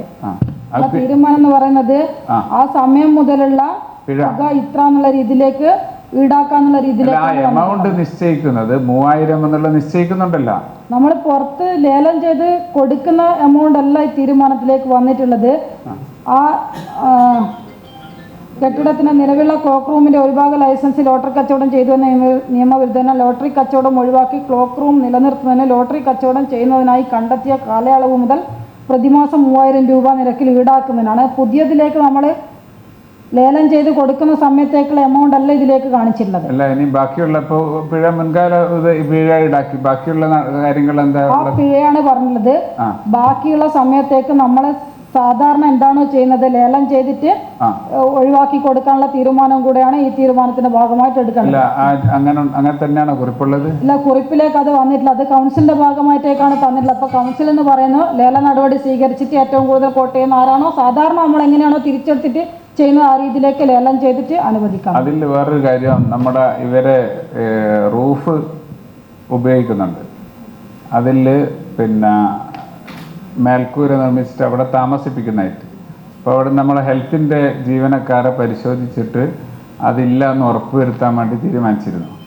പക്ഷെ അത് ആ കാര്യത്തിലൂടെ ഒന്ന് കർശനമായൊരു നിയമമാണ്. നേരത്തെ നമ്മൾ പരിശോധനയിൽ കണ്ടെത്തിയത് ഈ റോഡിൻ്റെ മറ്റും തൊഴിലാളികളെ അവിടെ താമസിപ്പിച്ചിട്ട് അയാൾ വാടക ഈടാക്കുന്നതായിട്ട് ശ്രദ്ധയിൽപ്പെട്ടിരുന്നു. അപ്പോൾ ഇനി അവിടെ എന്ന് വെച്ചാൽ ആ ഷീറ്റ് ഉപയോഗിക്കുന്നതിന് പൊളിച്ചു മാറ്റണം എന്നുള്ള നിലക്ക് നമ്മൾ ആവശ്യപ്പെടുന്നില്ല. പക്ഷേ അവിടെ അനധികൃതമായി താമസിപ്പിച്ചുകൊണ്ട് വാടക ഈടാക്കുന്നില്ല എന്ന് ഉറപ്പുവരുത്താൻ വേണ്ടി കർശനമായ ഒരു നിലപാടിലുണ്ടാകണം. അതും കൂടി ആ തീരുമാനത്തിൽ പറയണം. ഓക്കെ. അതിലൊരു സംശയമുള്ളത്, നമ്മളെങ്ങനെയാണ് ടെൻഡർ ചെയ്യുന്നത്? ഇപ്പം പറഞ്ഞിട്ടുള്ളതെന്ന് പറഞ്ഞു കഴിഞ്ഞാൽ പിന്നെ ലോട്ടറി കച്ചവടം ഇപ്പം ക്ലോക്ക് റൂമാണ്, അതാണ് അയാൾ കൺവേർട്ട് ചെയ്ത് ലോട്ടറി കച്ചവടം ആക്കിയിട്ടുള്ളത്. അല്ല സെക്രട്ടറി, ധനകാര്യ കമ്മിറ്റി ചർച്ച ചെയ്തതിന്റെ മുകളിൽ പിന്നെ ഒരു ചർച്ച ഇതില്ലല്ലോ. മുൻകാല പ്രാബല്യം ഇതുവരെ ഉപയോഗിച്ചതിന്റെ പണം ഈടാക്കാനാ പറഞ്ഞത്. സെക്രട്ടറിക്ക് എന്തോ പറയാനുണ്ടല്ലോ, അത് പറഞ്ഞോട്ടെ, എന്താ തിരിയല്ലോ. അല്ല, അത് സെക്രട്ടറിക്ക് അഭിപ്രായം അത് ഇപ്പം ഈ അത് പൂർണ്ണമായിട്ടും ഒഴിവാക്കുന്നു എന്നാണ് പറഞ്ഞത്. അതായത് അത് ഈ ക്ലോക്ക് റൂമായി നിലനിർത്തണമെന്നാണ് കമ്മിറ്റിയിൽ ശുപാർശ ചെയ്തിട്ടിരിക്കുന്നത്. അപ്പോൾ ക്ലോക്ക് റൂം അദ്ദേഹത്തിന് നോട്ടീസ് കൊടുത്ത് ക്ലോക്ക് റൂമായിട്ട് പ്രവർത്തിപ്പിക്കുകയാണ് ചെയ്യേണ്ടത്. അപ്പോൾ എങ്ങനെയാണ് ടെൻഡർ ചെയ്യുന്നത്? അതുപോലെ നമ്മൾ കണ്ടെത്തിയ ഡേറ്റ് മുതൽ 3000 രൂപ വെച്ച് മന്ത്ലി ഉള്ള കളക്ഷനും നമ്മൾ ഈടാക്കണമെന്ന്. അപ്പോൾ 2 ഫൈനാണ്. ഒന്നെന്ന് പറയുന്നത് അയാളിന്ന് പൈസ ഈടാക്കുന്ന, രണ്ടാമത്തെ ഇതാണ് ഞാൻ ഈ കമ്മിറ്റിയിൽ കണ്ടത്. ഇല്ല, പൈസ റിനോവേറ്റ് ചെയ്യുന്നില്ല. അത് ആ സ്ഥലം ഇതല്ലേ അങ്ങനെ ചെയ്യേണ്ടത്, ക്ലോക്ക് റൂമായി തന്നെ നിലനിർത്തുന്നു എന്നാണ് പറഞ്ഞത്. അപ്പോഴേ ടെൻഡർ ചെയ്യാൻ പറ്റൂല. അല്ല, ക്ലോക്ക് റൂമിനെ പൂർണ്ണമായിട്ട് ഒഴിവാക്കുന്നില്ല. അല്ല, ക്ലോക്ക് റൂം പാർട്ടീഷൻ ചെയ്തിട്ട് ഒരു ഭാഗമാണ് ഈ ലോട്ടറി സ്റ്റാളായിട്ട് ഉപയോഗിക്കുന്നത്. അല്ല, അങ്ങനെ അല്ല ഇത് വന്നിട്ടുള്ളത്. ഈ ലോട്ടറി അവിടെ അത്രയും ഭാഗം ക്ലോക്ക് റൂമായി നിലനിർത്തണം എന്നാണ് പറയുന്നത്. അപ്പോഴന്നെ അവിടെ ഇനി എനിക്ക് തോന്നുന്നു ഒരു 6-7 മാസം കൂടിയേ ഉള്ളൂ അദ്ദേഹത്തിൻ്റെ ലീസ് അഗ്രിമെൻറ്റിൻ്റെ കാലാവധി തീരാൻ. അപ്പോൾ നമുക്ക് എങ്ങനെയാണ് വീണ്ടും ടെൻഡർ ചെയ്യാൻ പറ്റും? ഇത് നിയമം ലംഘിച്ചതാ, നിയമം ലംഘിച്ചതിന് അയാൾക്ക് നോട്ടീസ് കൊടുത്ത് ആ സ്ഥലം ക്ലോക്ക് റൂമായി നിലനിർത്തുക എന്നുള്ളതാണ് അതിൽ കാണുന്നത്. അപ്പോൾ അതുപോലെ അയാൾ ചെയ്തതിനുള്ള പെനാൽറ്റി ഈടാക്കുക എന്ന് പറഞ്ഞാൽ ഇനി ലംഘനം പാടില്ല എന്നുള്ളതാണ് ആ ഭാഗം. അതായത് ക്ലോക്ക് റൂമിൻ്റെ ഒരു സ്പേസേ ഉള്ളൂ, ഏകദേശം ഒരു 2 മീറ്ററിന് അകത്തുള്ള സ്ഥലമാണുള്ളത്. ഇനി അല്ലാതെ എങ്ങനെയാണെങ്കിൽ അതിൻ്റെ പകുതി ഭാഗം ഈ പറഞ്ഞതുപോലെ ക്ലോക്ക് റൂമായിട്ട് നിലനിർത്തുകയും ബാക്കിയുള്ളത് ടെൻഡർ ലേലം ചെയ്യാൻ സ്വീകരിക്കേണ്ടി വരും. സെക്രട്ടറിയിലൂടെ അല്ലേ ഫയൽ വന്നത് കൗൺസിലിലേക്ക്? അതാണ് ഞാൻ കണ്ടത്. ഇത് കമ്മിറ്റിയുടെ തീരുമാനമാണ്. കമ്മിറ്റിയുടെ തീരുമാനം കൗൺസിലിലേക്ക് വന്നതാണ്. ഈ 3000 രൂപ നിശ്ചയിച്ചാരാ? ഇത്രയും വലിയൊരു സാധനത്തിന് ഉദ്യോഗസ്ഥന്മാരല്ല നിശ്ചയിച്ചത്. അതെന്ത് അടിസ്ഥാനത്തിലാണ് 3000 രൂപ കണ്ടത്? നമ്മളൊരു ചെറിയ സ്ഥാപനത്തിന് വരെ 3000 രൂപ അല്ലേ കാണാറ്? ഏറ്റവും ഞാൻ സെക്രട്ടറിനോട് പ്രഭാരിട്ടാ ചോദിച്ചു, നിങ്ങളോടല്ലേ? അപ്പോൾ അതാരാ കണ്ടെത്തിയ 3000 രൂപ? അതിന്റെ മാനദണ്ഡം എന്താ? അല്ല, കമ്മിറ്റിയിൽ നിന്ന് വന്ന ശുപാർശയാണ്, അല്ലാതെ അത് ഏത് നമ്മളെ കമ്മിറ്റിയിൽ നിന്ന് അങ്ങനെ ഒരു ശുപാർശയെ വന്നിട്ടില്ല. എമൗണ്ട് പറഞ്ഞിട്ടേ കൗൺസിലിന്റെ ശുപാർശ ഇവിടെ പരിശോധന ഉണ്ടാവുമല്ലോ, ഇവിടെ രേഖ ഉണ്ടാവുമല്ലോ. ഈ 3000 രൂപയുടെ കണക്ക് ഇവിടുന്നാ വന്നത് നമുക്ക് തിരിയണ്ടേ? അറിയല്ലേ സെക്രട്ടറി അറിയേണ്ട എങ്ങനെയാ? അല്ല, അത് കമ്മിറ്റിയിൽ ശുപാർശ കമ്മിറ്റി ചെയ്ത നേരിട്ട് കൗൺസിലിൽ വന്നാൽ കമ്മിറ്റിയിൽ അങ്ങനെ ഒരു വന്നിട്ടില്ല. കമ്മിറ്റി രേഖ പരിശോധിച്ചാണല്ലോ. കമ്മിറ്റിയിൽ അങ്ങനെ വന്നിട്ടുണ്ട് ദേശം, പക്ഷേ ഇല്ല. സെക്രട്ടറി അറിയല്ല. പിന്നെ 3000 രൂപ ഇടുന്ന വന്നേ, അതെന്താ കണക്ക്? അത് മുനിസിപ്പാലിറ്റി നിയമത്തിലെ വ്യവസ്ഥകൾക്ക് വിരുദ്ധമായിട്ടാണല്ലോ നടത്തിപ്പ്. അല്ല, ചിലപ്പോൾ അത് ശരിയല്ല. ധനകാര്യ കമ്മിറ്റി ചുമതലപ്പെടുത്തിയിട്ടുണ്ട്. റവന്യൂ ഓഫീസറുകൾ ചുമതലപ്പെടുത്തിയിട്ടുണ്ടായിരിക്കും. റവന്യൂ ഓഫീസർ റിപ്പോർട്ട് ആയിരിക്കില്ല ഇത് വരുന്ന. റവന്യൂ ഓഫീസർ റിപ്പോർട്ടിന്റെ അടിസ്ഥാനത്തിൽ തീരുമാനിച്ചിട്ട് വന്നത്. അന്നേ നമ്മൾ പറഞ്ഞിട്ടുണ്ട് റവന്യൂ ഓഫീസർ പരിശോധിച്ച് റിപ്പോർട്ട് തരണം. ആ പരിശോധന ഭാഗമായിട്ട് അദ്ദേഹം തന്ന റിപ്പോർട്ടിന്റെ അടിസ്ഥാനത്തിൽ സെക്രട്ടറിയുടെ അടുത്ത് ആ ഫയൽ വന്നിട്ടുണ്ട്, സെക്രട്ടറി പരിശോധിച്ചിട്ടുണ്ട്. എന്നിട്ടാണ് കൗൺസിലൊക്കെ ഞങ്ങൾ ധനകാര്യ സ്റ്റാൻഡിംഗ് കമ്മിറ്റി കൂടുമ്പോൾ സെക്രട്ടറിയുടെ അടുത്തായിരുന്നു ഫയല്. അപ്പൊ സെക്രട്ടറി അറിഞ്ഞിട്ടല്ലേ ഫയൽ വരുന്നേ. അപ്പൊ ആരോ കണ്ടെത്തിയിട്ട് യഥാർത്ഥ റേറ്റ് ആണെങ്കിൽ പ്രശ്നമില്ല. പിന്നെ സെക്രട്ടറി അത് അറിയില്ല എന്നുള്ളത് അത് ശരിയല്ല. അതെ, ധനകാര്യ കമ്മിറ്റി തന്നെ പറഞ്ഞിട്ടുണ്ട് നിയമപരമായ വില അല്ല, അതിന്റെ മൂല്യം എത്രയാണോ അത് നിശ്ചയിക്കാൻ ആറോനോട് പറഞ്ഞല്ലോ. അതാണ് ആറോ ചെയ്തിട്ടുള്ളത്. ആറോ ആണ് ആ 3000 പറഞ്ഞിട്ടുള്ളത്. അങ്ങനെ കയ്യേറിയ ഒരു സമരത്തിന് 3000 രൂപ മാത്രം. അത് ചർച്ച ചെയ്യാം. ആറോ ആണ് ഈ 3000 നിശ്ചയിച്ചുള്ളത്. പക്ഷെ സെക്രട്ടറി പറഞ്ഞത് സെക്രട്ടറി അറിയില്ല. സെക്രട്ടറി ഒപ്പിട്ടുള്ള അജണ്ടയല്ലേ കക്ഷി ഇവിടെ വരുന്നത്. ഇതിൽ നമ്മള് അല്ല ധനകാര്യ കമ്മിറ്റി തെറ്റിദ്ധരിപ്പിക്കല്ല. ഞങ്ങൾ സെക്രട്ടറിനോട് ചോദിച്ചാൽ 3000 രൂപ എവിടെ നിന്നാണ് നിശ്ചയിച്ചത്. സെക്രട്ടറി അറിയാം, അതാണ് ഞങ്ങൾ പറഞ്ഞത്, അല്ലാണ്ട് തെറ്റിദ്ധരിപ്പിച്ചതല്ല. വൈസ് ആറോന്റെ റിപ്പോർട്ട് ധനകാര്യ സ്റ്റാൻഡിംഗ് കമ്മിറ്റിക്ക് വരൂലേ? അല്ല, അത് എമൗണ്ട് അതിന്റെ സ്ക്വയർ ഫീറ്റ് നിയമപരമായി നിശ്ചയിച്ച് കൗൺസിലിലേക്ക് ശുപാർശ ചെയ്യാൻ ആറോനോട് നമ്മൾ പറഞ്ഞതാണ്. ആ ചുമതലപ്പെടുത്തിയതിന്റെ അടിസ്ഥാനത്തിലേക്ക് അങ്ങനെ ആറോ ശുപാർശ ചെയ്തതാണ്. ഇത് കൗൺസിലിന് അംഗീകരിക്കാമെങ്കിൽ അംഗീകരിക്കാം. ആറോക്ക് അങ്ങനെ ശുപാർശ ചെയ്യാൻ പറ്റും. ഈ പരസ്യലേല നടപടികൾ ഈ ബങ്ക് വ്യവസ്ഥകൾക്ക് വിരുദ്ധമായിട്ട് നടത്തുമ്പോൾ ആശുപത്രിക്ക് പരസ്യലേല നടപടി എന്നുള്ള രീതിയിലേക്കല്ല, ഇത് ആ സമയത്തേക്ക് ചെയ്തതിനേക്കുള്ളൊരു നടപടി എന്നുള്ള രീതിയിലേക്ക് അതന്നെ ഞാനും പറയുന്നത്. ഞാൻ പറഞ്ഞു വരുന്നത് അതാണ്. അതായത് ലൈസൻസി വ്യവസ്ഥകൾക്ക് വിരുദ്ധമായും കേരള മുനിസിപ്പൽ ആക്ട് പ്രകാരം 215(2) അല്ല, ഇതെല്ലാം നമ്മള് ആക്ട് ഇതൊന്നും ഇല്ലാണ്ട് പിന്നെ ആക്ടെല്ലാം ചാടിയിട്ട് നമ്മൾ ഇവിടെ നിന്ന് തീരുമാനിക്കാനുള്ള ഞാനൊന്ന് പറയാം എന്താ എങ്ങനെയാ പ്രസ്താവിതമായി നൽകിയ ഒരു സ്ഥാപനം അത് കൃത്യമായിട്ട് നടത്താതെ വരുമ്പോൾ അയാളിൽ നിന്നും തിരിച്ചെടുക്കാൻ വേണ്ട നടപടിക്രമങ്ങൾ ധനകാര്യ കമ്മിറ്റിയുടെ അവിടെ എന്താണ് കൃത്യമായ PA ചുമത്തേണ്ടതുണ്ട്. അത് നടപടി എടുക്കേണ്ടത് ഉദ്യോഗസ്ഥരാണ്. ധനകാര്യ കമ്മിറ്റി അങ്ങനെ ഒരു ശുപാർശ ചെയ്യുമ്പോൾ തന്നെ ഈ നടപടിക്രമങ്ങളിൽ മുനിസിപ്പൽ ആക്ടിന് വിരുദ്ധമായിട്ട് നടപടി എടുക്കാൻ ആർക്കും ഉത്തരവാദിത്തമില്ലല്ലോ. അത് കൃത്യമായിട്ട് ഞാൻ പറയാം. അതായത് ഈ ക്ലോക്ക് റൂം എന്ന് പറയുന്നത് കരാർ പ്രകാരം അയാൾക്ക് കൊടുത്തതാണ്. നമ്മളെ കൗൺസിലിന്റെ അഗ്രിമെന്റ് പ്രകാരം അയാൾക്ക് കൊടുത്താണ്. അത് ശരി, ആ സ്ഥലം അവരുതാണ്. അപ്പോൾ അവര് ക്ലോക്ക് റൂം നടത്തുന്നതോടൊപ്പം ലോട്ടറി ടിക്കറ്റ് നടത്തുന്നു. അങ്ങനെ നടത്താൻ പാടില്ലല്ലോ. ഞാൻ പറയുന്നത് ഇത് പരിശോധിച്ചു, അതാണല്ലോ നമ്മൾ എത്തിയിട്ടുള്ളത്. അപ്പോൾ ഈ പരിശോധിച്ചപ്പോൾ നമ്മൾ എന്താ പറഞ്ഞത്, ഈ ക്ലോക്ക് റൂം നടത്തുന്ന സ്ഥലം നിലനിർത്തിക്കൊണ്ട് ലോട്ടറി നടത്തുന്ന സ്ഥലത്തിന് നിശ്ചിത വാടക ഈടാക്കണം. ഇതാണ് ധനകാര്യ കമ്മിറ്റിയുടെ ശുപാർശ. അത് പക്ഷേ പഴയ കാലത്ത് നേരത്തെ 2022 മുതൽ നടപ്പിലാക്കിയിട്ടുണ്ട്. അതിനുള്ള പിഴ, ഈ പിഴ എത്രയാണെന്ന് ആറോട് നിശ്ചയിക്കാനാണ് നമ്മൾ പറഞ്ഞത്. ആറോ നിശ്ചയിച്ചു 3000. അത് കൗൺസിലിൻ്റെ മുമ്പാകെ വന്നു.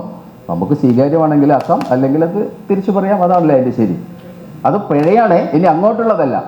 അപ്പോൾ ആറോയുടെ നിർദ്ദേശം ധനകാര്യ കമ്മിറ്റിയിലൂടെ വരേണ്ടതാണ്, പക്ഷെ കൗൺസിലിലേക്കാണ് നേരിട്ട് വന്നത്. നമ്മൾ പറഞ്ഞിട്ടാണ് അത് വന്നത്. നമുക്കത് നിശ്ചയിക്കാൻ കഴിയില്ല, നമുക്കതിനുള്ള ആധികാരികത അല്ല, അതിനുള്ള ഒരു ഇതില്ല. അതുകൊണ്ട് ആറോട് നിശ്ചയിക്കാൻ പറഞ്ഞു. അത് വന്നു 3000. ഓർ പറഞ്ഞു പിഴയാണ്, തുടർച്ചയല്ല.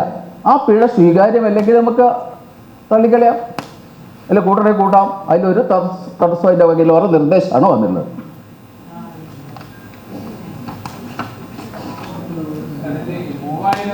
നമ്മുടെ നഗരസഭയിലെ ഏറ്റവും മിനിമം വാടകയാണ് 3000 രൂപ. നമ്മുടെ ധനകാര്യ കമ്മിറ്റിയിൽ വരുന്ന വാടകയിൽ ഏറ്റവും മിനിമമായിട്ട് കണക്കാക്കുന്നത് 3000 രൂപയാണ്. അപ്പം അതുകൊണ്ട് തന്നെ ആറോ അത് കൃത്യമായിട്ട് മനസ്സിലാക്കിയിട്ടാണോ ഇത് ചുമത്തിയെന്നുള്ളതാണ് സംശയം. ആ നിലയിലാണ് നമ്മൾ പറഞ്ഞത്. മറ്റത് ഓപ്പൺ ലേലം നടപടിയിലേക്ക് പോകുന്നത് കൊണ്ട് തന്നെ അത് ആ രീതിയിൽ പോട്ടെ. ഈ 3000 രൂപ തന്നെ മതിയോ എന്നുള്ളതാണ് സെക്രട്ടറി ഇവിടെ സംശയം പ്രകടിപ്പിച്ചത്.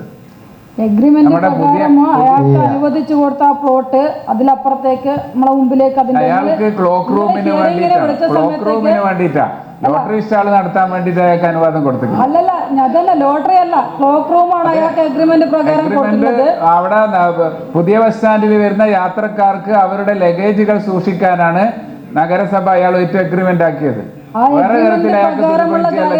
ഹിയറിംഗിന് വിളിച്ചിട്ട് ഇതിലൊറ്റ സംശയമുള്ളൂ, ഈ 3000 ഫിക്സ് ചെയ്തത് നിങ്ങൾ പറയുന്ന ഈ റവന്യൂ നോംസ് പ്രകാരം ആണെങ്കിൽ കുഴപ്പമില്ല. മിനിമം എന്നുള്ള രീതിയിലേക്ക് തുടങ്ങിയിട്ടാണ് ഫൈന് നിശ്ചയിച്ചിട്ടുള്ളത്. നോംസ് എതിരാന്നല്ലോ ഇതിൽ പറയുന്നത് ഈ വ്യവസ്ഥ അംഗീകരിക്കാതെ അത് വേറെ ആവശ്യങ്ങൾക്ക് വേണ്ടി കൈകാര്യം ചെയ്യുമ്പോൾ നഗരസഭാ വസ്തുതകൾ അതെ ഈ ആക്ഷൻ ആയി കഴിഞ്ഞിട്ട് ഇത് വ്യവസ്ഥകൾക്ക് എതിരായിട്ട് വരുന്ന സമയത്ത് അതിലെന്താണ് കൃത്യമായിട്ട് നടപടി എടുക്കേണ്ട സെക്രട്ടറി ആണല്ലോ പറയേണ്ടത്. ആ നടപടിയിൽ എന്താണ് കൃത്യമായിട്ടുള്ളത് ധനകാര്യ കമ്മിറ്റിനെ ബോധിപ്പിക്കാൻ കഴിഞ്ഞിട്ടില്ല. ധനകാര്യ കമ്മിറ്റിന്റെ ബോധ്യത്തിന്റെ അടിസ്ഥാനത്തിൽ ധനകാര്യ കമ്മിറ്റിയാണ് റവന്യൂ ഓഫീസറെ ചുമതലപ്പെടുത്തുന്നത്. നിങ്ങൾ ചുമതലപ്പെടുത്തിയിട്ടില്ല, അയാൾ പരിശോധിച്ച് നിങ്ങൾക്ക് റിപ്പോർട്ട് വന്നിട്ടുള്ളത്. ആ റിപ്പോർട്ട് ചുമതലപ്പെടുത്തിയ ആള് ധനകാര്യ കമ്മിറ്റിയിലുള്ള ആളുകളെ കാണിക്കണ്ടേ? ധനകാര്യ കമ്മിറ്റി വൈസ് ചെയർമാന്റെ കാര്യത്തിലേക്ക് പറഞ്ഞതിന് ശേഷമാണ് എനിക്ക് ഉച്ചക്ക് റിപ്പോർട്ട് വരുന്നത്. ആ റിപ്പോർട്ടാണ് ഞങ്ങളൊന്നും കണ്ടിട്ടില്ലല്ലോ. ധനകാര്യ കമ്മിറ്റി സെക്രട്ടറിയാണ് സെക്രട്ടറി മറുപടി പറഞ്ഞാൽ മതി. ആ ഒരു 3000 റുപ്യ അതിന് അനുയോജ്യമാണോ, ഏറ്റവും ചെറിയൊരു വാടകയാണ് കഴിഞ്ഞ കമ്മിറ്റിയിൽ ഞങ്ങൾ തീരുമാനിച്ചതാണ്, അതിലാണ് ഒരു വ്യക്തത തരേണ്ടത്. അത് ഫൈൻ എന്നുള്ള രീതിയിലേക്കാണ് വെച്ചത്. തുടർന്ന് 3000 വെച്ചിട്ട് ചെയ്യാൻ വേണ്ടിയുള്ള നിർദ്ദേശമല്ല കൊടുത്തിട്ടുള്ളത്. ഇത് അല്ല, ഇത് പിന്നെ ആറോട് സംസാരിച്ചപ്പോൾ അവിടെ നേരത്തെ ഉണ്ടായിരുന്ന ഇവർ നേരത്തെ കുറച്ച് ലോട്ടറി കൊടുത്തിരിക്കുന്നു, അതിൻ്റെ മാനദണ്ഡം അനുസരിച്ച് ഫൈൻ ഈടാക്കിയതാണ് എന്നാണ് ആർഐയുടെ റിപ്പോർട്ട് കിട്ടുന്നത്. പക്ഷേ ഇനി അവിടെ അയാൾക്ക് തുടരാനുള്ള അവകാശം ഇല്ല എന്നുള്ളതാണല്ലേ കമ്മിറ്റി കണ്ടെത്തിയത്. അതായത് നോട്ടീസ് കൊടുത്ത് അത് കംപ്ലീറ്റ് സ്പേസും എന്തായിട്ട് ഈ ക്ലോക്ക് റൂമായിട്ട് നിലനിർത്തുകയും അന്ന് നിങ്ങൾ റിപ്പോർട്ട് അത് തന്നെയാണ് ചെയർപേഴ്സൺ വായിച്ചത്. അത് അവിടുത്തെ അത് മുതൽ ഇതുവരെയുള്ള ഫൈനാണ് ഈടാക്കുന്നത്. അത് 22 മുതലുള്ള ഫൈന് 3000 അതേപോലെയാണ് ഫൈൻ ഈടാക്കിയെന്നാണ് സെക്രട്ടറി ആറോ പറഞ്ഞത്. അല്ല, മറ്റ് സ്ഥാപനങ്ങളിൽ അങ്ങനെ ഫൈൻ ഈടാക്കിയിട്ടില്ലല്ലോ, അവർ ലംഘനം നടത്തിയിട്ടില്ല. ഒരു മിനിമം റേറ്റ് വെച്ചിട്ടാണ് ഇപ്പൊ ഫൈന് ആറോ രേഖപ്പെടുത്തി തന്നിട്ടുള്ളത്. അതിന് നമ്മൾ അങ്ങനെ ലംഘനം നടത്തുന്നവർക്ക് ഈ നമ്മളെ പ്രൊവിഷനിൽ അങ്ങനെ ഫൈൻ ഈടാക്കുന്നതിന് ഒരു എമൗണ്ട് ഇല്ലല്ലോ ആക്ടിൽ. ഇതിപ്പോഴും ഇങ്ങനെ വന്നത് നമ്മൾ property tax, provision tax, rent on land, അതിനൊക്കെ ഇൻട്രസ്റ്റും ഫൈനും മറ്റതൊക്കെ ഉണ്ട്. പക്ഷേ ഇത് നമ്മുടെ ഇതിപ്പോഴും നമ്മൾ ഇങ്ങനെ ചെയ്യുന്നതാണ് മൊത്തത്തിൽ സേഫ് എന്ന് പറയുന്നത്. കാരണം എന്ന് പറഞ്ഞാൽ അവിടെ ക്ലോക്ക് റൂമായി നിലനിർത്തുക. അങ്ങനെയാണ് ഫിനാൻസ് കമ്മിറ്റിയിൽ നിന്ന് വന്നിട്ടുള്ളത് ശുപാർശ. ഞങ്ങളും പറഞ്ഞത് തന്നെ ക്ലോക്ക് റൂം അങ്ങനത്തെ നിലനിർത്തണം എന്ന് നമ്മളും പറയുന്നത് കൗൺസിൽ. ഓരോ മാസത്തിനും 3000 രൂപയാണ്. മാസത്തിനാണ്, വർഷത്തിനല്ല. മാസത്തിന് ഉണ്ടായിരുന്നത് എത്ര മാസം ധനകാര്യ കമ്മിറ്റി എടുത്ത എന്തിനും ഏതിനും പറയാൻ ഞാൻ നിങ്ങളെ റിപ്പോർട്ട് നഗരസഭ എ ബ്ലോക്ക് താഴെയില്ല അതുപോലെ പരിശോധിച്ചിട്ട് റിപ്പോർട്ടാക്കാൻ വേണ്ടി നീ തന്നെ തീരുമാനമാക്കും. നഗരസഭ എ ബ്ലോക്ക്. ഒരു സംശയം ചോദിച്ചോട്ടെ, ഇനി അയാൾ കാലാവധി കഴിഞ്ഞതിന് ശേഷമാണോ ലോട്ടറിന്റെ ടെൻഡർ നടപടിയിലേക്ക് പോവുക? അങ്ങനെ പറ്റുള്ളൂ. നിലവിൽ ഇനി അയാൾക്ക് 7 മാസത്തോളം ഉണ്ടല്ലോ. അങ്ങനെ പറ്റുള്ളൂ. അപ്പൊ 7 മാസം കഴിഞ്ഞതിന് ശേഷം മാത്രല്ല പിന്നെ ഇനിയിപ്പോ വരുക 15 വർഷം കഴിഞ്ഞു കഴിഞ്ഞാൽ ഒന്നുകിൽ അയാൾ തിരിച്ചു തരും. നമ്മള് പുതിയ ലേല നടപടി കഴിഞ്ഞിട്ട് ആരാണോ അധിക തുകക്ക് കോട്ട് ചെയ്യുന്നത് ഓരെയാണ് നമ്മൾ പരിഗണിക്കുക. ഈ വ്യക്തി എന്നുള്ള രീതിയിലേക്കല്ല, ഈ സ്ഥാപനം എന്നുള്ള രീതിയിലേക്കല്ല, പുതിയ എഗ്രിമെന്റ് പ്രകാരം ആരാണോ എന്നുള്ള രീതിയിലേക്കാണ് അനുവദിച്ചു കൊടുക്കുക. അല്ലാണ്ട് ഈ ഒരു പങ്കിന് മാത്രമായിട്ട് പ്രത്യേകിച്ച് വിളിക്കുന്നില്ല. നഗരസഭയുടെ പുതിയ ബസ് സ്റ്റാൻഡ് സൗന്ദര്യവൽക്കരണം എന്നുള്ളത് 15 വർഷത്തേക്ക് PP രഞ്ജിനി ടീച്ചർ ചെയർപേഴ്സൺ ആയ സമയത്താണ് ഇയാൾ വിളിച്ചെടുത്തിട്ടുള്ളത്. അതിന്റെ കാലാവധിയാണ് ഇപ്പോൾ 7 മാസം കഴിഞ്ഞു കഴിഞ്ഞാൽ അവസാനിക്കുന്നത്. അവസാനിക്കുന്ന സമയത്തേക്ക് അതേ രീതിയിലേക്ക് നമ്മൾ വീണ്ടും ലേലം ചെയ്യും. ആ ലേല നടപടിയിൽ പങ്കെടുത്തിട്ട് അധിക തുക ആരിൽ നിന്നാണോ കിട്ടുന്നത് അതിനനുസരിച്ചിട്ടാണ് നഗരസഭയുടെ പിന്നീടുള്ള തീരുമാനം. അല്ല, അത് ബസ് സ്റ്റാൻഡിലല്ലേ ഈ ലോട്ടറി ഇത് ക്ലോക്ക് റൂമിന് പ്രശ്നമുണ്ട്. ബസ് സ്റ്റാൻഡിൽ മൊത്തമുള്ളല്ലേ മാഷെ, ബസ് സ്റ്റാൻഡ് എല്ലാ പങ്കും കൂടി ബസ് സ്റ്റാൻഡിലേ കൊടുക്കുന്നത്. പുതിയ ബസ് സ്റ്റാൻഡ് സൗന്ദര്യവൽക്കരണം എന്നാണ് ആ സംഗതി നമ്മൾ ലേലം ചെയ്തത്. അതിലേക്കാണ് ഇത്തരത്തിലേക്ക് ലോട്ടറി സ്റ്റാളുകളും ക്ലോക്ക് റൂമും ഉൾപ്പെടെ എല്ലാ സംവിധാനങ്ങളും ലോട്ടറി സ്റ്റാൾ നടത്താനാണോ? അതല്ല നിങ്ങളിപ്പോ കൗൺസിൽ തീരുമാനിച്ചിട്ട് ക്ലോക്ക് റൂമായിട്ട് നിലനിർത്തണം എന്ന് പറഞ്ഞത്. അതിപ്പോ ലോട്ടറി ഒഴിവാക്കണം എന്നല്ലേ ധനകാര്യ കമ്മിറ്റി തീരുമാനിച്ചു തന്നത്. ആ തീരുമാനം അവിടെ ഉണ്ട്. നിങ്ങൾ എന്തെന്നാ ഇത് 1ാം ക്ലാസ്സിലെ കുട്ടികളെ പോലെ ചെയർപേഴ്സന്റെ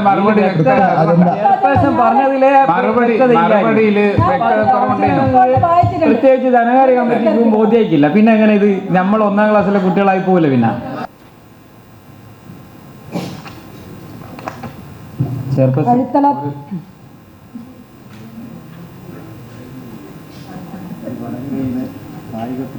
അതവിടെ വെക്കും. ഞാൻ കൗൺസിലിന് മുമ്പാകെ അംഗീകരിച്ചില്ലല്ലോ, ആവശ്യം എടുക്കും, ഞാനത് സ്വീകരിച്ചിട്ടില്ല.